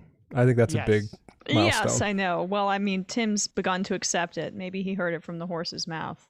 So to be clear, going into a closed studio with ventilation was perfectly in line with the CDC guidelines, and I was lying by saying that I didn't want to go into his studio during the height of a pandemic with the second wave coming. And incidentally, if you go back, I think you look at those tweet exchanges, or maybe it's in our DMs, he denied there was a second wave coming. And in fact, there was a second wave coming. I think he asked me in, sometime in like November or October, I can't remember exactly. And I said, there's a second wave coming. And he's like, no, there's not. And there turned out to be, yes, quite a bit of a second wave come December, in fact. Indeed, bigger than the first wave. Hand sanitizer everywhere. So hand sanitizer, of course, for a disease that it was aerosolized. So stupid. And it's like, and it sort of depends on where those vents are, frankly. If the vents are behind him, I'd be more interested in coming than if they're behind me. Let's put it that way. But nevertheless, as soon as I'm vaccinated, I'm willing to go. And now, conveniently, he is so appalled by me that invitation won't happen. A real lost opportunity. Everything is ruined, as he says. It is ruined. It is ruined. It is ruined. But you soiled it. The fact of the matter is, these people care about free speech. They hate the idea that you could be demonetized or kicked off platforms. They would never, ever do this. They bemoan the blacklists that exist in media for people like that. For them, but not thee, or vice versa. I'll let Tim explain. Sam Seder's blacklisted by a lot of podcast networks. I'm not exaggerating. This is not a joke. Yes, there are many large podcasts that have outright said they will never work with him, and has nothing to do with being afraid to debate him. Sam Seder's off the list. Culture. This guy is a manipulative, lying con man. That's why Crowder doesn't want to have anything to do with him. That's why all the people Crowder mentioned don't want to have anything to do with him. And that's why Sam Seder makes all these videos and he focuses on drama. I mean, the man's obsession with Dave Rubin is laughable. It's absolutely laughable. But I'm not laughing. I think it's quite fun, to be honest with you. Like, if it's laughable, you usually laugh. But anyway. Yeah, right. We will get to Dave Rubin today, incidentally. But we should say that, obviously, anybody who's watching this video can test Tim's premise. Our show is not a YouTube show like Tim's. I've said in the past, I knew someone who worked with Tim at, I think it was at Vice, if I remember correctly, who visited Tim back when his place was in New Jersey. Tim specifically said, the great thing about this is I barely have to do any reading and I am making a ton of money. And he has made a huge amount of money for someone who has no idea what he's talking about. You can go and look at the long form interview we do almost every day on this program. Today it was about the Sackler family and the opioid crisis. Yesterday it was about reparations. The day before that, it was about U.S. involvement in NATO. These, of course, are all about online drama. And that's this week, and it's Wednesday, ladies and gentlemen. That's 3 hours of content right there. Yeah, whereas Tim Pool's content is entirely like, look at this anti-racist being too extreme. That's all he ever does. He did like 25 videos on Jussie Smollett lying about that whole scenario. Like, that's, to be fair, he also does analysis like Donald Trump's probably going to win in a landslide. Right. So he also does that. Oh, he was doing some inflation coverage like last week. So it was when he tries to dip his toes into serious issues, how that goes. Yes. Is he on the Bitcoin train? Pretty sure. Crypto bro. I will reiterate, Tim, I am happy to come to your studio. I will pay to go down there. I will put myself up. I am vaccinated now. I am unworried about going into your studio, even though I'm sure I should be able to trust you because of with all your ventilation systems, et cetera, et cetera. Sure, you would have let us know if there was any type of issue with ventilation or anything like that. We all know how well you took care of your employee's cat, for instance. So I'm sure that I would have achieved the exact same measure of care that you provided for the cat that you really took care of for even longer than the owner apparently wanted you to. So that's great. That's Tim Pool, ladies and gentlemen. Let's go to Mega Mucka. Is it too late for Yang to jump into the California governor's recall? I want to vote against him too. I saw someone that tweet that they're afraid he's going to get into stand-up comedy now. Yes, something's going to happen. The next like foray into something he's like enthusiastic about but completely bad at and unqualified for. MSNB Seder. You know what I love about that I forgot to mention about that blacklist is that this is what's really sort of stunning to me. Listen, I have plenty of confidence in myself. No one has ever accused me of being too humble in my estimation of myself. That has never been something I have ever been guilty of. But honestly, these guys have made me into, like, in their minds, it is as if I am like some type of like magical wizard. It's like you're Thanos. Honestly, it's just insane. And frankly, I gotta say, in all candidness and honesty, I am glad that Rubin and Tim Pool, Harris and Weinstein or Joe Rogan or any of these people that have supposedly blacklisted me will not have me on, because there's no way I could measure up to the Sam Seder they have created in their minds. Exactly.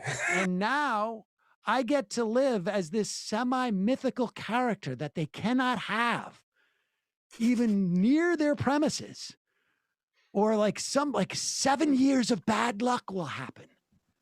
It's not even hard to win a debate in the eyes of your audience, right? Like if Crowder had just sat there, and if any of these guys had just sat down with you, their sycophants would still be like, "Oh yeah, totally own Sam Seder," right? Like, absolutely, of course, and I would imagine part of it would have been right, but they are so. This is the thing: they are not afraid of me or even the mythical me that they have created in their minds.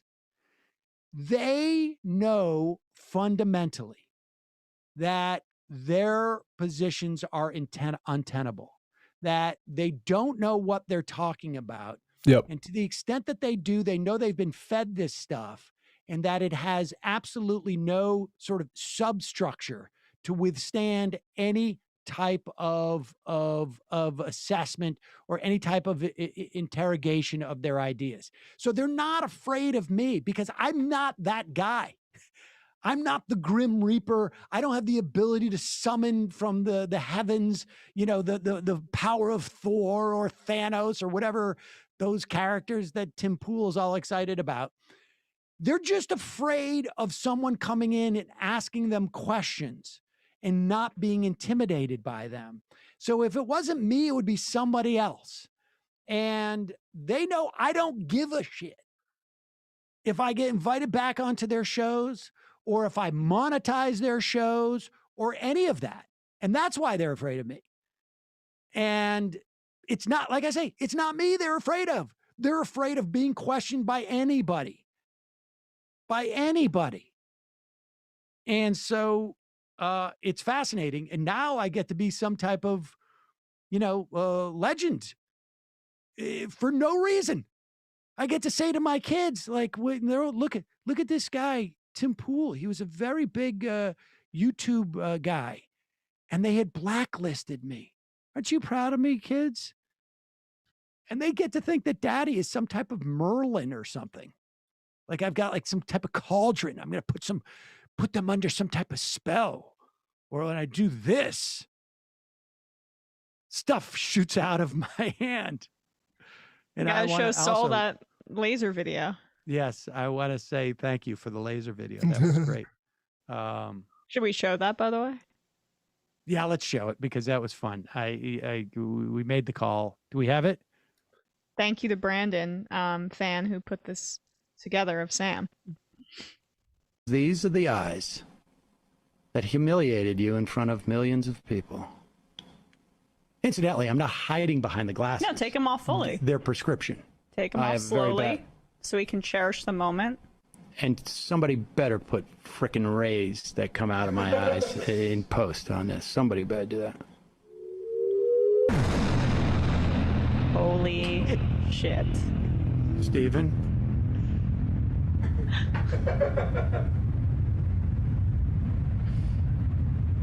Look into your future, Stephen. This is where it all starts to come apart for you.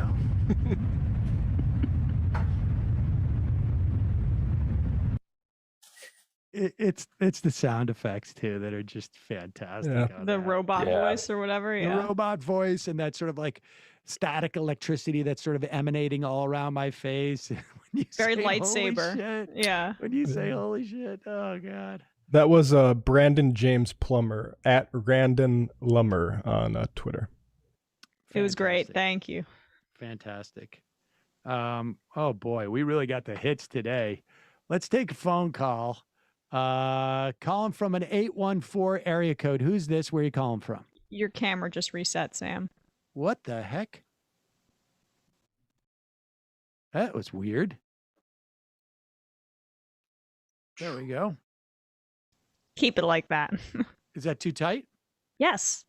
I can't quite tell. I don't know what's going on. How's that? Now go back in All right, thank you. and up. I don't know what happened there. I hit some button. Okay, right, there we go. Calling from an 814 area code. Who's this? Where are you calling from? Matt from Pennsylvania. Who is it? Matt from Pennsylvania. Okay, Matt, what's on your mind? If it's okay, I wanted to address two somewhat related issues. First, I live by Shady Maple, where the Trump supporters were harassing those kids for not wearing a mask. So I wanted to give my take on the mindset here and fill you in on some more interesting things that have been happening. And then two, I wanted to talk to you about Tucker and his dangerous effects on people, namely my family members, and sort of seek your advice on what exactly he's doing, which I know you've been covering, and then how we go about combating that, if that's okay. Sure. The place where I live right now, it's in central Pennsylvania. It's an old deindustrialized steel town.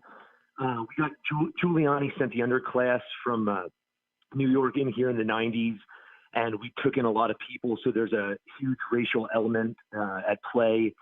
And for the last 30 years, it's been a solid 2-to-1 Republican vote here. But over the last couple of years, we had pipelines go in against the will of the citizenry.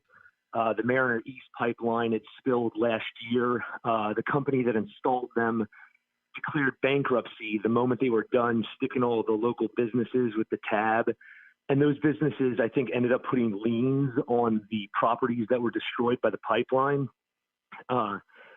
After George Floyd, we started a bi-weekly BLM protests in the town square. I think they've done over like 120 of them now. What's the town again? Pardon? Shady what? I think it was Shady Maple. Is that where the incident happened? I don't know. I don't know. Is that near your town? The restaurant. Yeah, it's like 45 minutes from our town. Yeah. Okay.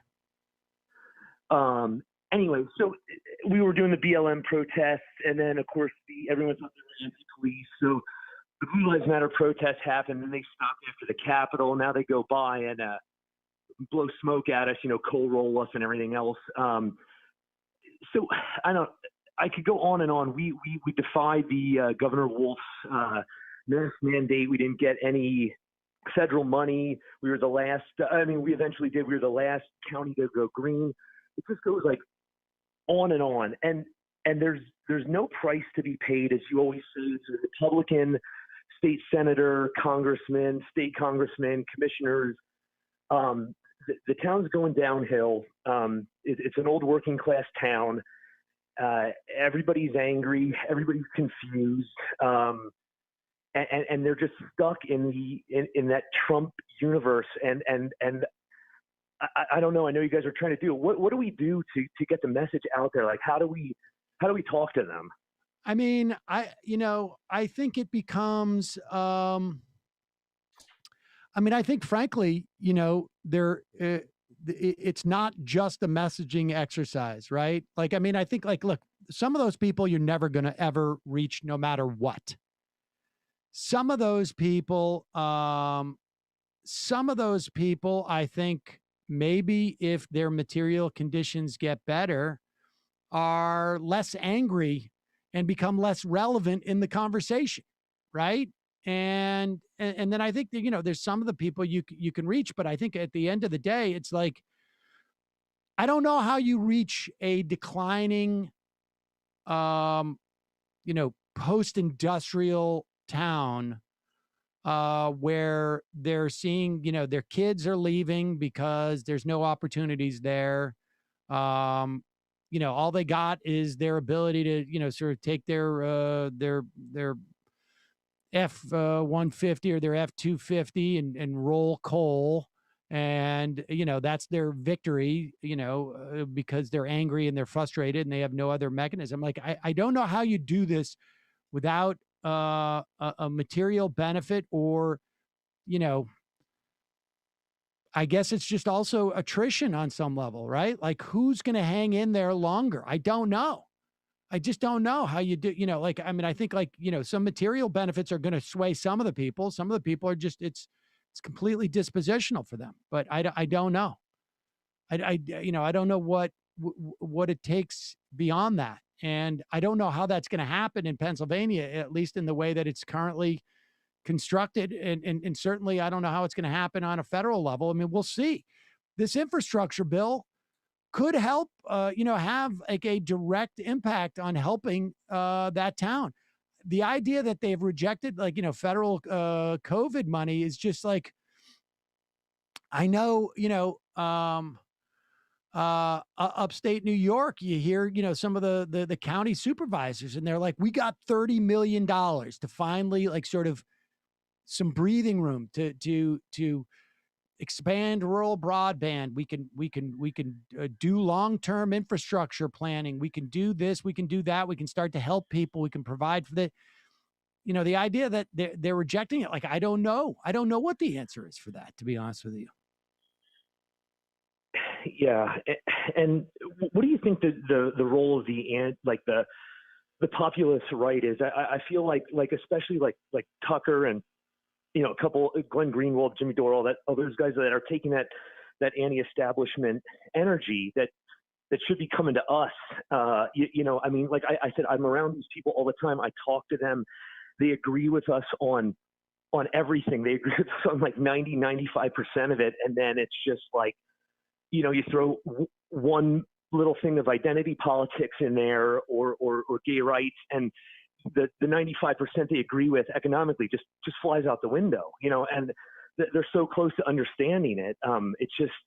It's frustrating, and it's frustrating to see. Here's what they don't provide. They don't have a plan. They can't articulate one. And I'm talking about all those people you mentioned. They cannot articulate a plan. I think there is definitely value in some of the things that they call out, but they can't articulate a plan. They cannot articulate a plan because it really runs afoul of other ideological things that they possess. I mean, that is they're almost nihilist. They do not. Yeah. You end up start talking about how Bitcoin is going to, be revolutionary. Right. Like, what's the plan? Like, just even like in the context of, big tech censorship. Okay. What's the plan? They can't take that next step. Because if they leave the idea of like there's this nebulous establishment out there, and there is an establishment, but okay, and it's dark forces and this and that, and it's CIA cutouts, and it's corrupted security firms, and it's George Soros, and it's others big money. Okay, so what's the plan? How do you fine, stipulated. What's the plan? Well, they can't come back with government regulation. They can't come back with antitrust. They can't come back with any of the actual actions that one could take to address these problems, because then they actually have to, their ideology gets revealed. And so the idea is that, you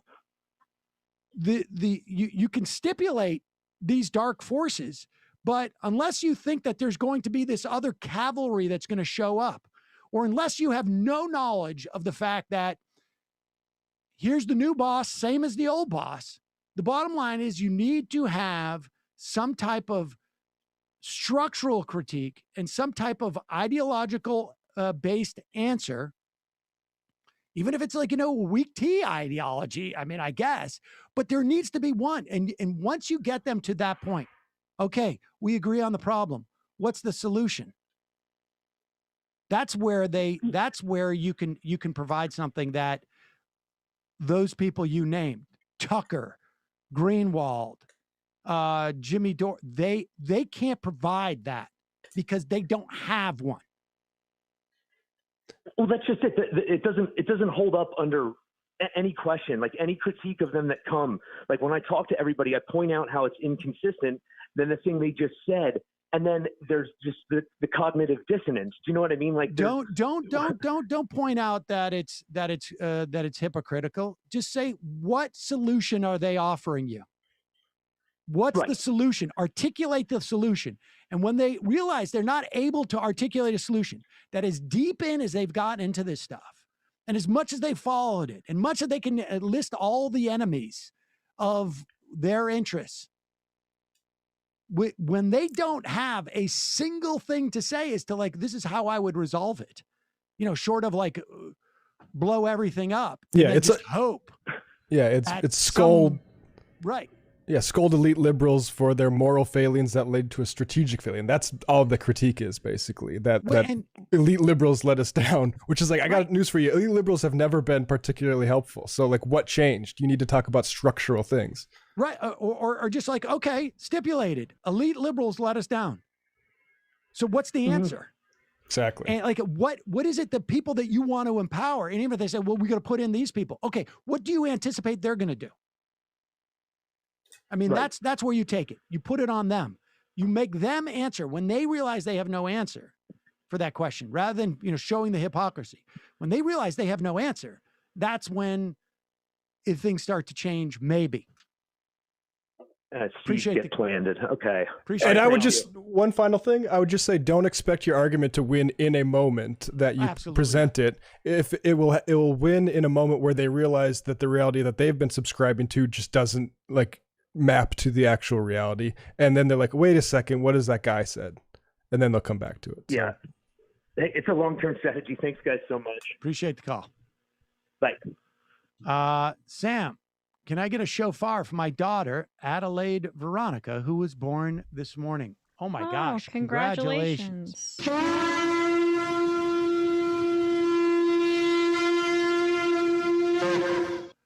Spider-Man, can you have Osterholm back to talk about the Delta variant?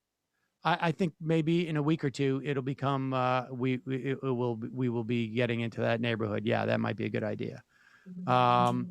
Username, Sam, it's Wally from Worcester, living in Buffalo now. Go India. One thing she said in interviews is, win or lose, her team is trying to build an infrastructure, but happily taking the win. Yes. It's funny because the first thing I thought was like, Buffalo's like 250,000 people, I think, somewhere around that. Worcester's like 180. And I think Buffalo's in tougher shape than Worcester is. But Worcester's in pretty, and it's there's some things that are rebounding there. But I wonder if a place like Worcester it'd be interesting. Till, who did the woo in the background when Crowder hung up? I'm guessing it was Matt. It was a pleasure to hear everybody back in the studio environment. Classic MR stuff. Yeah, I think that was me. Also, I heard yesterday Crowder and his crew was doing a caricature impression of Ethan's Israeli-American wife, Hilla. Possibly further evidence there's some anti-Semitic underpinnings to Crowder's damage control methods. I wonder. I don't know. I mean, people have, shown, where that rabbit thing comes from. Or that's the only theory that's emerged, really. Yeah, I mean, honestly, there's no other explanation for it that we know of at this point. So, I guess a secondary one is that Stephen wanted his pet rabbit from childhood because he needed to comfort himself. Yeah, well then, I mean, of course, because Sam's his daddy now. It evoked those feelings. Like I needed one more person to worry about in terms of college education. One funny thing to look at on Crowder's stream yesterday was the guy that they made sit through Ethan's video. When Steven Crowder opens the show, says, "How's everybody doing?" The guy's like, "I'm mad." So I just thought it was very enjoyable. I'll probably post it on Twitter later. Yeah. Apineva. Hey, Sam, at least a few occasions, you've lamented Bernie's socialism speech. While it could be said that it was perhaps detrimental to the 2020 campaign, could we see it as a seed sowing in the India Walton campaign? Maybe there's a question of short-term versus long-term movement building. Right, but we wanted Bernie to be president. That's a lot. I mean, being more strategic about his own campaign would have been like infinitely more important to the movement than, I think, sowing seeds in the Buffalo race, which we're very excited about. But, you know. I would agree. It's hard to make the argument that in the absence of that speech, anything different happens in Buffalo. I mean, I would be hard pressed to make that connection. I mean, look, and I'm just speculating too. I'm talking about that first speech where they decided to, you know, make part of the campaign on selling this idea as opposed to the sort of policy sets that are involved there. I mean, even, you know, and India certainly didn't back down at all from the label, but again, it was a question. Like, you know, like, and I, as opposed to going out there and saying, like, I'm going to run to make people understand what democratic socialism is, as opposed to I'm going to run to win and show them what it is. And so, you know, and I always said, you know, if Bernie gets asked the question, you should do, yes, I am a democratic socialist. And what is democratic socialist? Instead of giving money to the corporations like we're doing today, we give them to the people. I mean, she more or less did the same formula, but I understand your point. But nevertheless, I think Bernie's campaign, obviously, even in losing, helped there. But I do not think that in winning, it would have been a detriment. Yeah, I think there's a way Bernie could have done the addressing the socialism thing up front, but also have done more to say, hey, actually, I'm the rightful heir of a Democratic Party that can lead us out of this mess, and none of these other jokers are. I think that's what he should have done with it. But to be honest, I don't even remember the speech that well. Favorite post-debate moment, drunken peasants, supposedly unfamiliar with MR, saying they thought of Sam as the male version of Rachel Maddow with a better backdrop. Oh, well, thank you. Have you ever seen Rachel and Sam in the same room? Who is Drunken Peasants? Is that a podcast? I've never heard of it. Never heard of him. I appreciate the backdrop thing, and Michael would have appreciated them taking his joke. Laura from Somerville. Pacman thinks Politicon lied to you about Crowder, that they never actually had him. Says they lie a lot to attract people to sign on. What do you think of his theory? I think he's wrong. I think he's wrong because they would not have lied that he is not responding to their emails, and they wouldn't have retweeted. Somebody sent me that tweet where Politicon was like sort of needling him. I think they were pissed. And they wouldn't have known that his dad was his manager doing all of this stuff for him. Right, exactly. That's the other part. Austin and Houston. How about you, once you go bidet, you don't go away? No. Ding Dong Crowder is cucked. Do you all see how Tim Pool's already making sure everyone knows that he won't debate Sam? Not because he's afraid, of course, but because Sam is a doo-doo head, you see. Yep. Sam got all the right-wing media folks shaking in their boots. It's really, I mean, I can't believe it's only Wednesday. It's like that 30 Rock meme. Like, it's just like, I mean, it's, what a week. Yeah. Smarter ones will ignore it. I know. I'm trying to chase the dragon. I'm trying to chase this dragon. Like, who else can we trick or you trick? And like, we get a lot of clout for it. It's nuts. Justin, Sam, you unfunny comedian. You had bidet and bed at night. Sad. I don't get it. Calling from a 210 area code. Who's this? Where are you calling from? Good afternoon, Sam and Emma. It's John from San Antonio. John from San Antonio. Long time no hear from. How are you? I'm okay. Okay. Yeah, so I want to congratulate DSA and Our Revolution back to India. You played two good segments earlier in the show, and their projected victory in Buffalo, New York mayoral race. Here's a quote from the Buffalo News. This shows how hard she's worked over the past year. Throughout her campaign, Walton lambasted Brown for an inadequate response to the COVID-19 pandemic, and she said devastated working families while he collected donations from billionaires. Following George Floyd's murder at the hands of Minneapolis police last year, she appeared at the forefront of the demonstrations against police tactics and proposed a host of reforms. So Jumaane Williams also won his re-election and his public advocate race with 71% of the vote. You talked about Tiffany Caban, who has a 23-point lead and will win in her Queens District 22 race. In District 38 in Brooklyn, Alexa Avilas, hope I'm pronouncing that right, has a 25-point lead and will also win.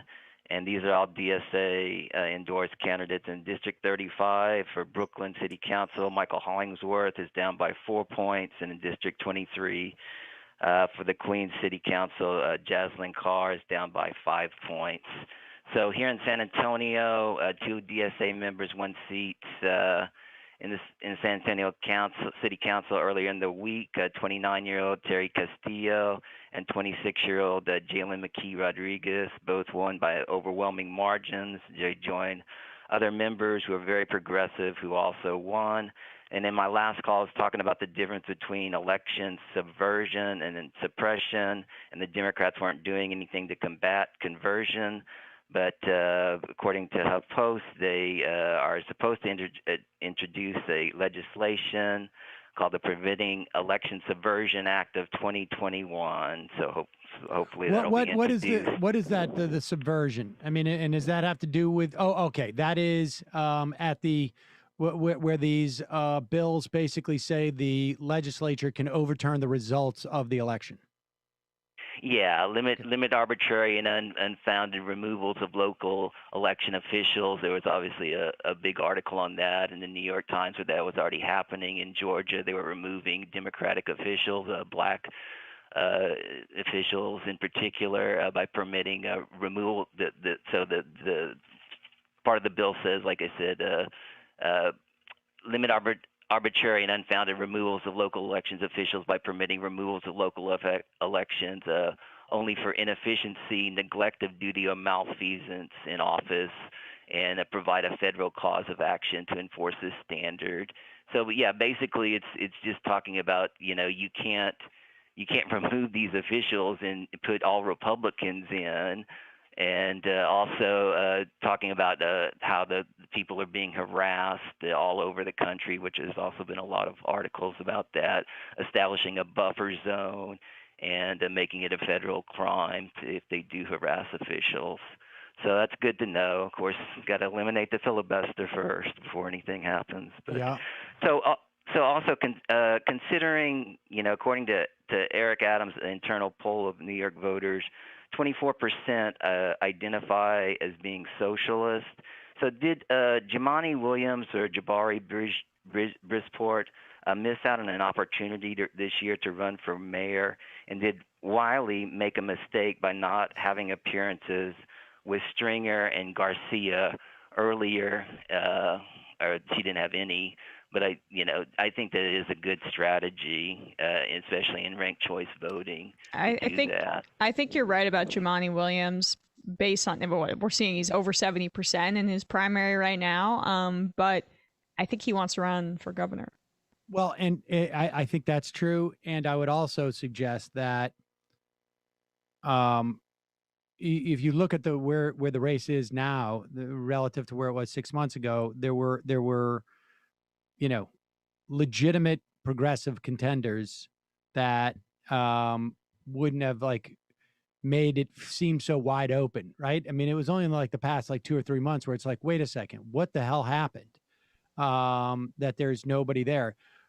Wiley, I think the reason why she did as well she did ultimately, and full disclosure, I know her from a green room at MSNBC, and I like her. She's a nice person. But I think my sense is that she was trying to sort of like fill a niche between Adams and Stringer in some way. And that's Nowheresville. And it wasn't until like she got endorsements from big progressives and everybody else dropped that she sort of rose to the top. I mean, she could have cut that direction early on, but she didn't. And, so I think your assessment is right, but I think it's also just sort of like one of those circumstances where, people were too calculating by half, it seems to me. Yeah, but that's part of, like if you look about trying to form coalitions, that's part of, especially with ranked choice voting. I mean, you really need to do that. I mean, this is people like are going to be more talking about savvy next before. time for what little value that brings us. People are going to be more savvy next time. John, as always, appreciate the call. Great to hear from you. I hope everything is well. All right. Thanks a lot, Sam. All right. Bye-bye. Okay. Take care. We got a lot of stuff to get to. Should almost like do. Dave Rubin. All right. Oh yeah. We should have brought this up then, when we got that call, from the guy in Pennsylvania. Here's how absurd these people are, where they don't have any sense of what they're talking about. And Dave Rubin has been talking about politics professionally for how long? 10 years? A decade. I was about to say a decade. Yeah. And I can understand that people say look, it's wrong to look at this as right and left. We should look at it as, I suppose you could say part of the elite and not the elite. But then again, what's the answer? Once you've identified the battle line, what's the answer? Honestly, is it redistribution of wealth? I would think so. But he doesn't. How does, if you have a problem with the people in power versus the other people, what dynamic are you suggesting that's going to change that dynamic? Or is it just you want your people in power and they'll be much better? Here is Dave Rubin. He is on, what show is he on? This is the Pomp podcast. The Pomp podcast. This guy who's interviewing him is very, very excited to talk to Dave Rubin, it seems like. And here is Dave. And, I got to admit, I had very mixed feelings about this because Dave Rubin is taking credit for Glenn Greenwald's conversion, I guess. And in addition to all of it being nonsensical, and as much as I have problems with Greenwald, I still feel like this is a smear. But here it is. Well, I will pat myself on the back a little bit here, by saying he's kind of repeating a lot of the stuff that I was saying 4 years ago from a political perspective, because I was a lefty too. So Glenn, if you think of Glenn, he's like a traditional lefty. And I think, what does that mean? Well, he's a lefty in that if you look, so first off, I would say we shouldn't look at things left and right anymore. You should look at things as sort of. We have to redo this. We have to start from the beginning. God, let's just get out of the way that this guy who's talking to Rubin, it almost feels like he's not even part of the conversation. It's like one of those skits where it's we're going to run a clip of this guy talking and I'll just come in and go, okay. Like it's like a joke, but it wasn't that. I think it was real. But here is Rubin saying that Dave and I, that Greenwald and I were traditional lefties. Now, look, that's not true, at least in terms of Greenwald. I knew Glenn and interviewed Glenn on my show probably in 2005 when he was writing at Unclaimed Territory, which was a blog spot, before he even came out with How Would a Patriot Act? In response to he was always a civil libertarian. And with some salient cultural critiques of the Bush administration at the time, and then the Obama administration's like state overreach, but like not necessarily connected to, for example, Dem sock politics in any fashion. No, I mean the von Mises Institute gave a favorable review to How Would a Patriot Act. And I've talked to, but I would also give a favorable review to that book for the most part.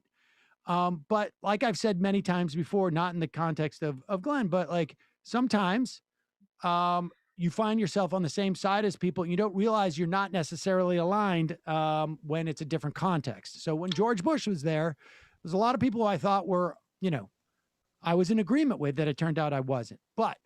And then Glenn also had some excellent journalism that was outside of, political opinions on whatever the case may be. I think when Snowden, sent him some stuff that started, but prior to that, I'm not quite convinced that anything was beyond opinion. But go back at the beginning of this.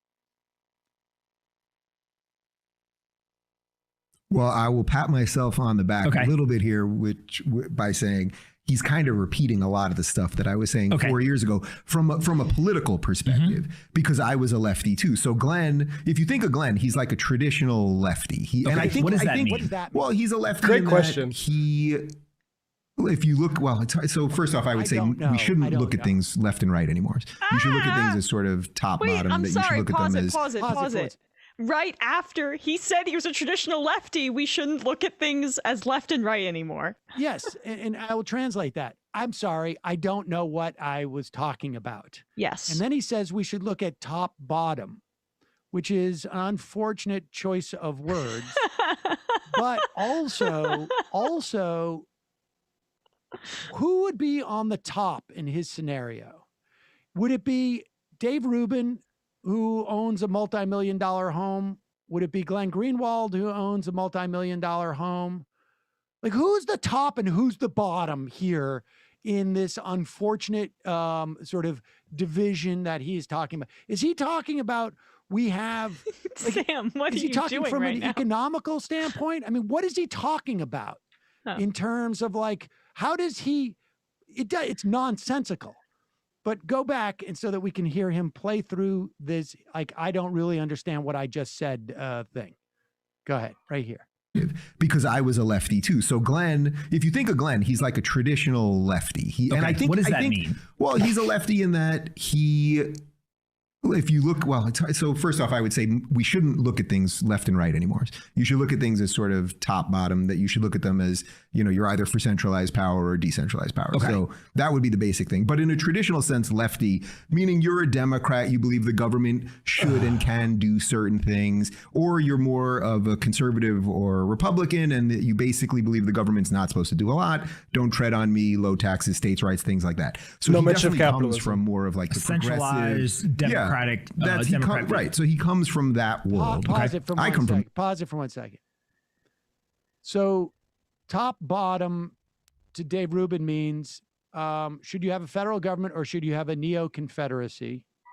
I remember Dave Rubin back in the days where he said, like, I am for single-payer healthcare, but also limited government, which of course is like almost like saying I am for limited government and expansive government. It is like literally almost saying that thing, because single-payer healthcare would be the single biggest side, well, even greater at that point than defense. So according to Dave Rubin, in his calculation, Greenwald is okay with the $770 billion defense budget every year. This is according to Rubin, but then wants more states' rights. Okay. World too. Then I woke up very publicly over the last couple of years. That's kind of what put me on the map. And he was sort of staying in that spot. And then I think what happened, and this is where I think you woke up to him, was Trump. And what he realized was, and I think a lot of lefties realized this, is that Trump was not this evil right-wing crazy monster that they made him out to be. In many respects, he was doing a lot of the things that we all wanted. Let's get us out of wars. Let's not pay countries to do things that often work against our interests. Let's get rid of regulation. Let's try to get the economy going. Reducing voter fraud. Economic populists that were on the left started liking Trump. That's a fiction. Like, there's no one on the left that has left the left for Trump, but that's one of the 40 straw mans he used in that argument. Right. That is a fiction. I don't know what wars he got us out of. My understanding is that we have U.S. military presence in Syria. That's what I've been told by. I honestly don't know what wars he got out of, and I don't even know what stop paying countries who are working against our interests mean. What is he talking about? I mean, Are European allies? I don't understand. Like, who is he even referring to? Democrats, they do actually want to get the economy going. Trump did roll back a lot of environmental regulations. That's true. I don't know where Glenn Greenwald is on environmental regulations. And we all know what happens when Dave Rubin starts talking about government rollback of regulations. He gets embarrassed on Joe Rogan's show. There's so much nonsense in that clip that we had to play it just for Tim Pool's sake today, because I'm totally obsessed with Dave Rubin. Well, I mean, I thought that when he started the clip, he might have accidentally stumbled on one truth about Glenn, like in this conservative turn, or in this, I have a Substack, I'm attempting to appeal to the same demographics as Dave Rubin, so I'm going to lean into cultural critiques and not actually wade into politics, but it kind of has the aesthetic appearance of politics. But he didn't stumble onto one truth. In fact, as you say, Sam, somehow he smeared Glenn and claimed some sort of responsibility for Glenn's newly found. That's the best part. That's the best part. Put aside his complete mischaracterization of what anything that he was talking about meant. I'm saying, like, he mischaracterized what politics are about. He mischaracterized what the parties are about. He mischaracterized what top and bottom mean. He mischaracterized Glenn's politics, his beliefs. I think he mischaracterized Glenn's politics. What the Democratic Party represents, what the Republican Party is that he thinks he's responsible for it. That's the best part about that. I honestly, that is, say what you will about Glenn Greenwald. That is I would enjoy Glenn coming out and saying, yes, Dave Rubin was part of my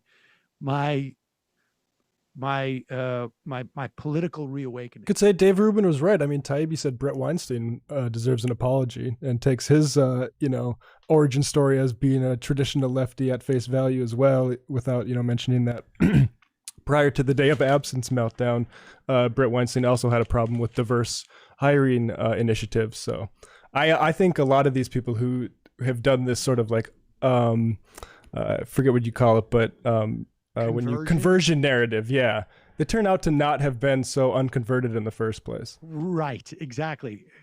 That road to Damascus was it was actually, they were just crossing the road. They didn't actually have to drive. They got halfway into the middle of it and then went back. Exactly. They didn't have to walk that far. God, man, there's a ton of stuff we got. What's going on? The right has lost their minds. Because of what you've done. I don't know who we got. Milo Yiannopoulos, but that's just on Twitter, right? Or is that? That's a video. Or should we play the Meghan McCain? Let's do Meghan McCain. Here is Meghan McCain on The View, where she so often is. Unfortunately for America. She is reverting to the mean. Now that Trump is gone, she's going to go with her old standby.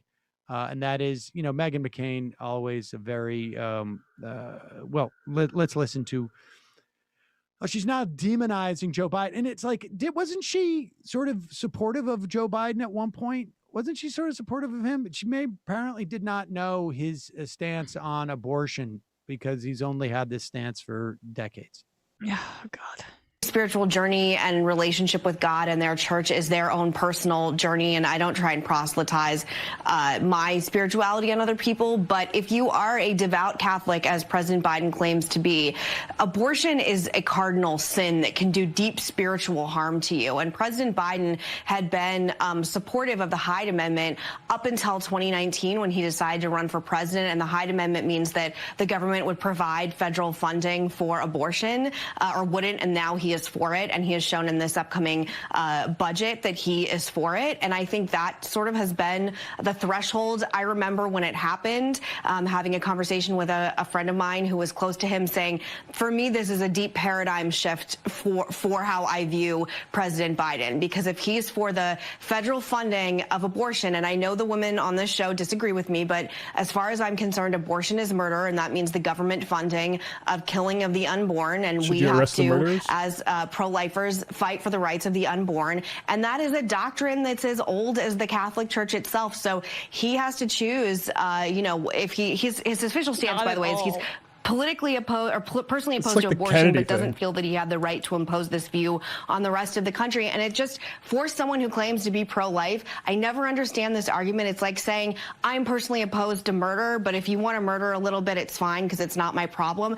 It doesn't register with me. I don't get it. So it's ultimately up to the church, but he's walking a very fine line here. And ultimately, all of these issues are literally life and death for Catholics, for devout Christians, and he's going to have to ultimately talk to his creator when the time comes, as we all do, and reconcile his politics with his personal faith. And I believe that he's doing grave spiritual harm to himself and harm to this country. Okay. You want to take 2 more minutes? Yeah, I was going to say 56% of U.S. Catholics believe abortion should be legal in most or all cases. I mean, this kind of reminds me of Trump saying that you're not necessarily a real Jew if you vote Democratic, or that you're some sort of traitor, where it's just like entirely disconnected from the complex political realities of an entire demographic of voting group and the trade-offs people make, and the fact that we live in a modern society where people don't consider abortion as murder unless you're, Meghan McCain pandering to Middle America, and she's the foil for Whoopi Goldberg, and that's the role she plays. Well, I was going to say, what I don't understand is why the Hyde Amendment would be the line in the sand for Meghan McCain. I mean, look, Joe Biden has said that, politically he's okay with it. She wants to make it like it's some type of massive paradigm shift. The bottom line is, the Supreme Court could very well begin to undercut a woman's right to have sovereignty over her own body, to choose an abortion. But at this time, it is legal. And then, so the question isn't whether you are promoting abortion or not, or you're promoting murder. Murder is a legal term. It is not murder. The Supreme Court could ostensibly rule that it's murder, or could ostensibly rule that states can declare it murder. I think it's murder. So. Well, but I happen to think that it is not murder. But if she's not going to, if she's not the Pope, she doesn't get to sit in judgment of Joe Biden, who is not personally advocating abortion. What he is doing is saying that it is legal under the regime set by a conservative Supreme Court right now. And just like we provide health care for women on a whole range of things, there is no reason why we wouldn't provide that now. We don't make other moral determinations about what health care we provide for people. We don't say, you can't have, people saying well, I don't think that, we should be doing mammograms, or we should be doing colonoscopies because I morally have a problem with it. This is a medical procedure that the Supreme Court said at least at this point, is a legally protected right of women. And she is just, and also I question her bona fides on this too. Well, you mentioned that. Go on, Matt. I just want to say, you mentioned the Pope. Like, my understanding of the way the politics of this is playing out is like it's the U.S. Catholic bishops, particularly the ones that represent white churches, white Catholic churches, are the ones that have the real problem with what Biden's doing. And the Pope is just kind of staying out of it because he's previously pissed off those anti-abortion fanatics by de-emphasizing abortion politically because he was an anti-Trump guy. And he's now just saying, like, fine, like, you bully Joe Biden if you want. I mean, like, remember Kennedy was running for president and everyone's like, are you going to be loyal to America or the Catholic Church? Exactly. Like, I don't know how that just doesn't come up there. What she's asking for is completely un-American, like, foundationally. Like, anti-popery is like, that's New England for you. Right. Well, and then the other element of it too is vegans, whatever, might consider eating meat some sort of murder or some sort of completely immoral act. And yet it has not been ruled by the United States government that killing animals is murder in any way. So what do you know? It's a live and let live proposition, and Megan. Can you food stamps you can buy meat with?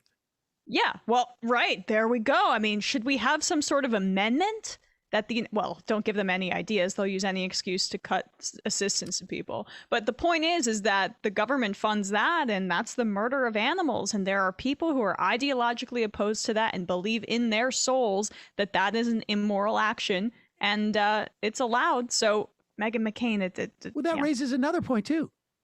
Meghan McCain should also be aware of the Catholic Church's teachings on capital punishment.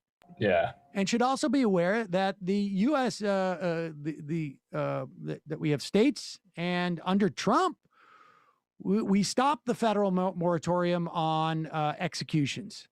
And why isn't William Barr being barred from getting communion after ending the federal moratorium on without a doubt? And why isn't she taking to task any Catholic who even pays their taxes in states that provide that kill their own citizens? Yep. And then while we're at it, I mean, what about war? I mean, like the daughter of John McCain would not have an opinion on war.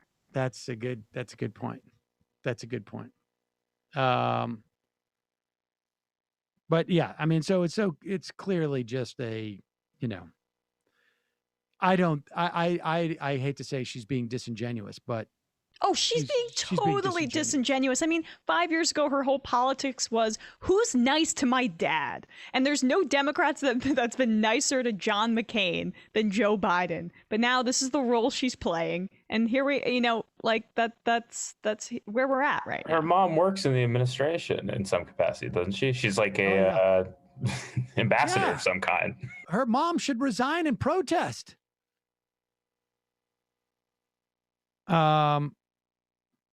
I have to say, just one last thing, as a Catholic, as someone who's raised Catholic, American Catholics have basically just become Protestants or like evangelicals at this point. There is no distinction between the two groups anymore, other than that Catholics are just a stranger.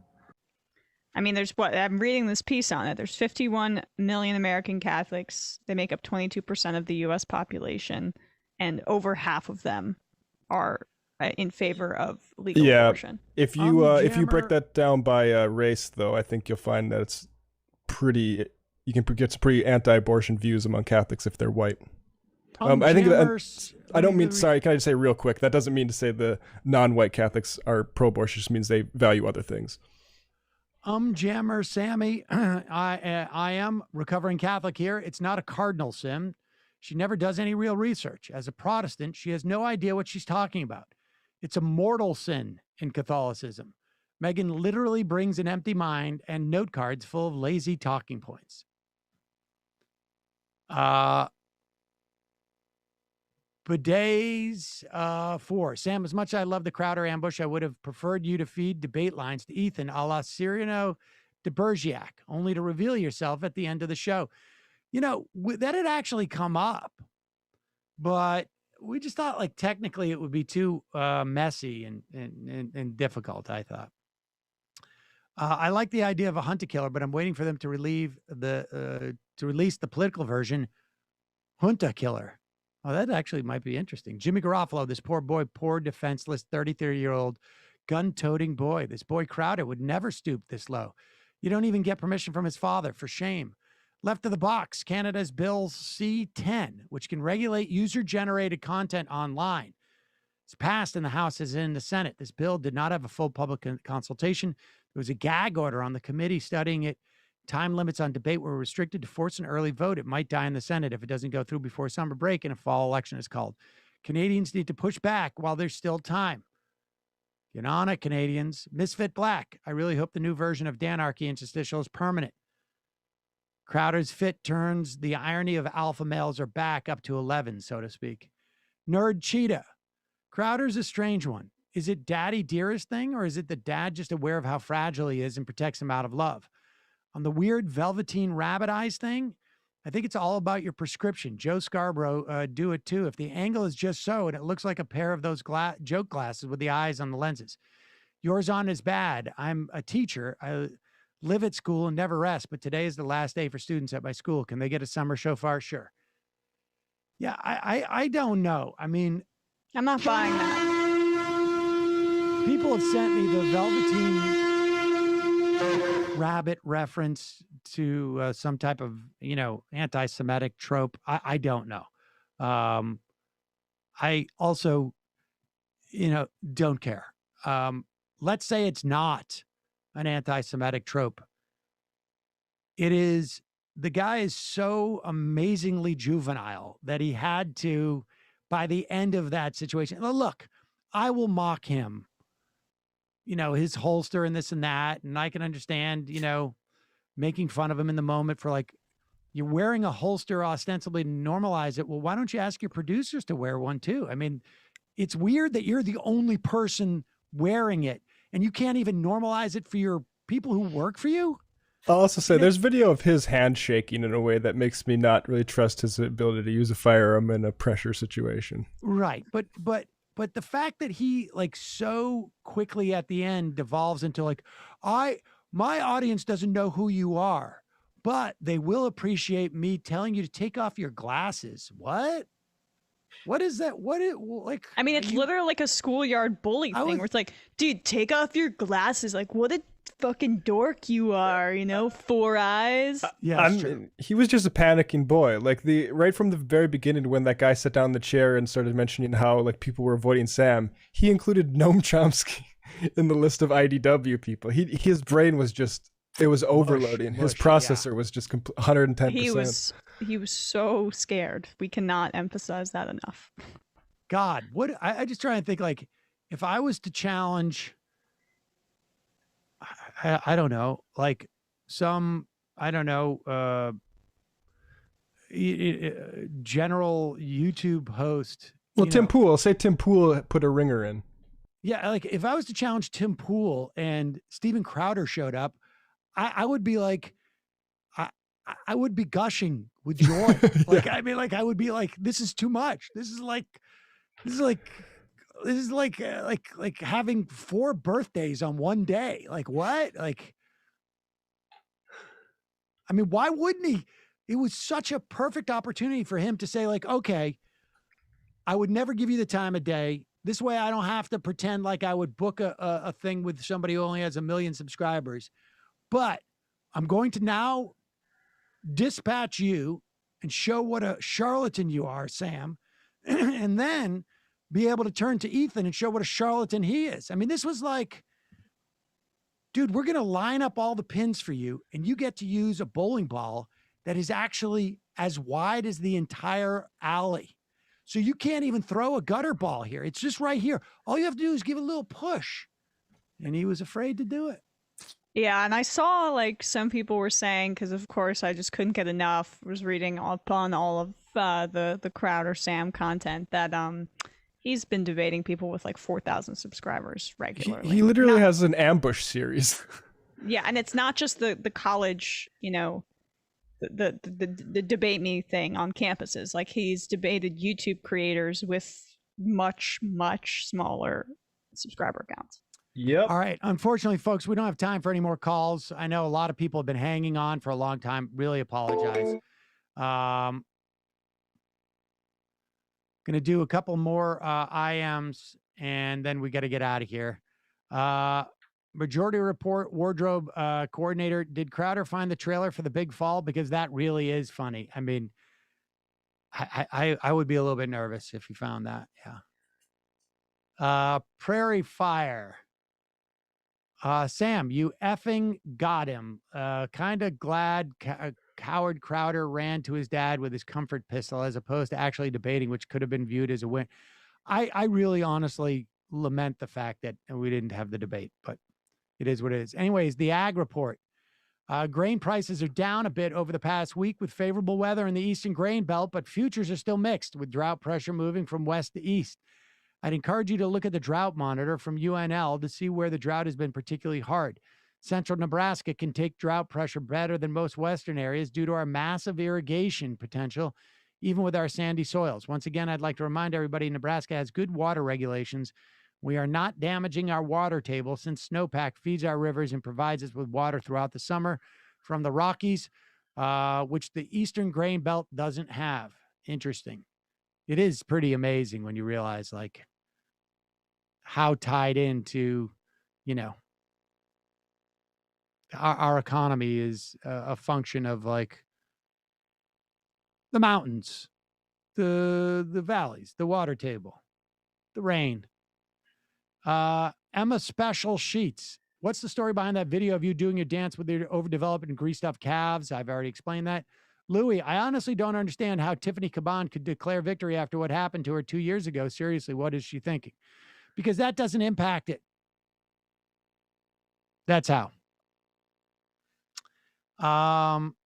Definitely not scared of Sam Seder.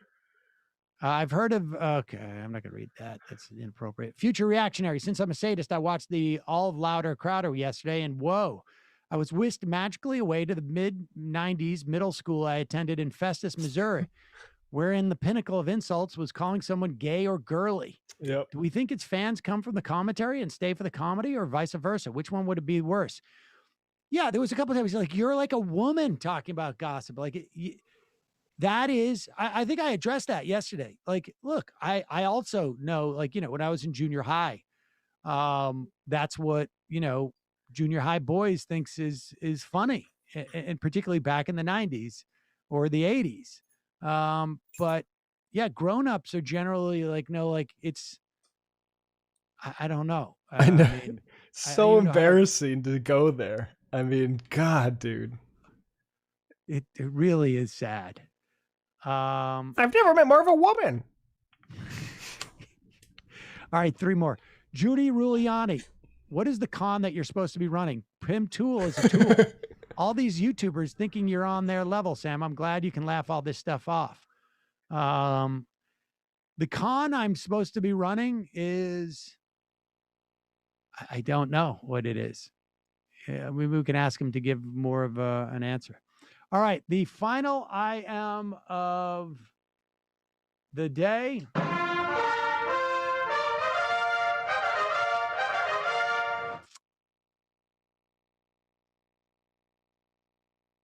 Wyoming Ryan. Throw the toilet paper away, get a bidet. Left is best. All right, folks. Matt, Emma, Brendan, great job. Emma will be here tomorrow. I'll be back on Friday. Bye-bye. It might take all the strength I got to get to where I want, but I know somehow I'm gonna get there. I wasn't looking when I just got caught between the truth and the light bar. But finding out won't make me feel any better. Yeah, I know the clock is ticking, but the meds are gonna kick in, and my pilot light shining bright. I get somewhere the choice was made, for the option where you don't get paid, for the road that bends before it finally breaks you. I guess somehow I lost my drive between the 101 and the 5. Do you know how far the detour takes you? Yeah, I know the clock is ticking, but the meds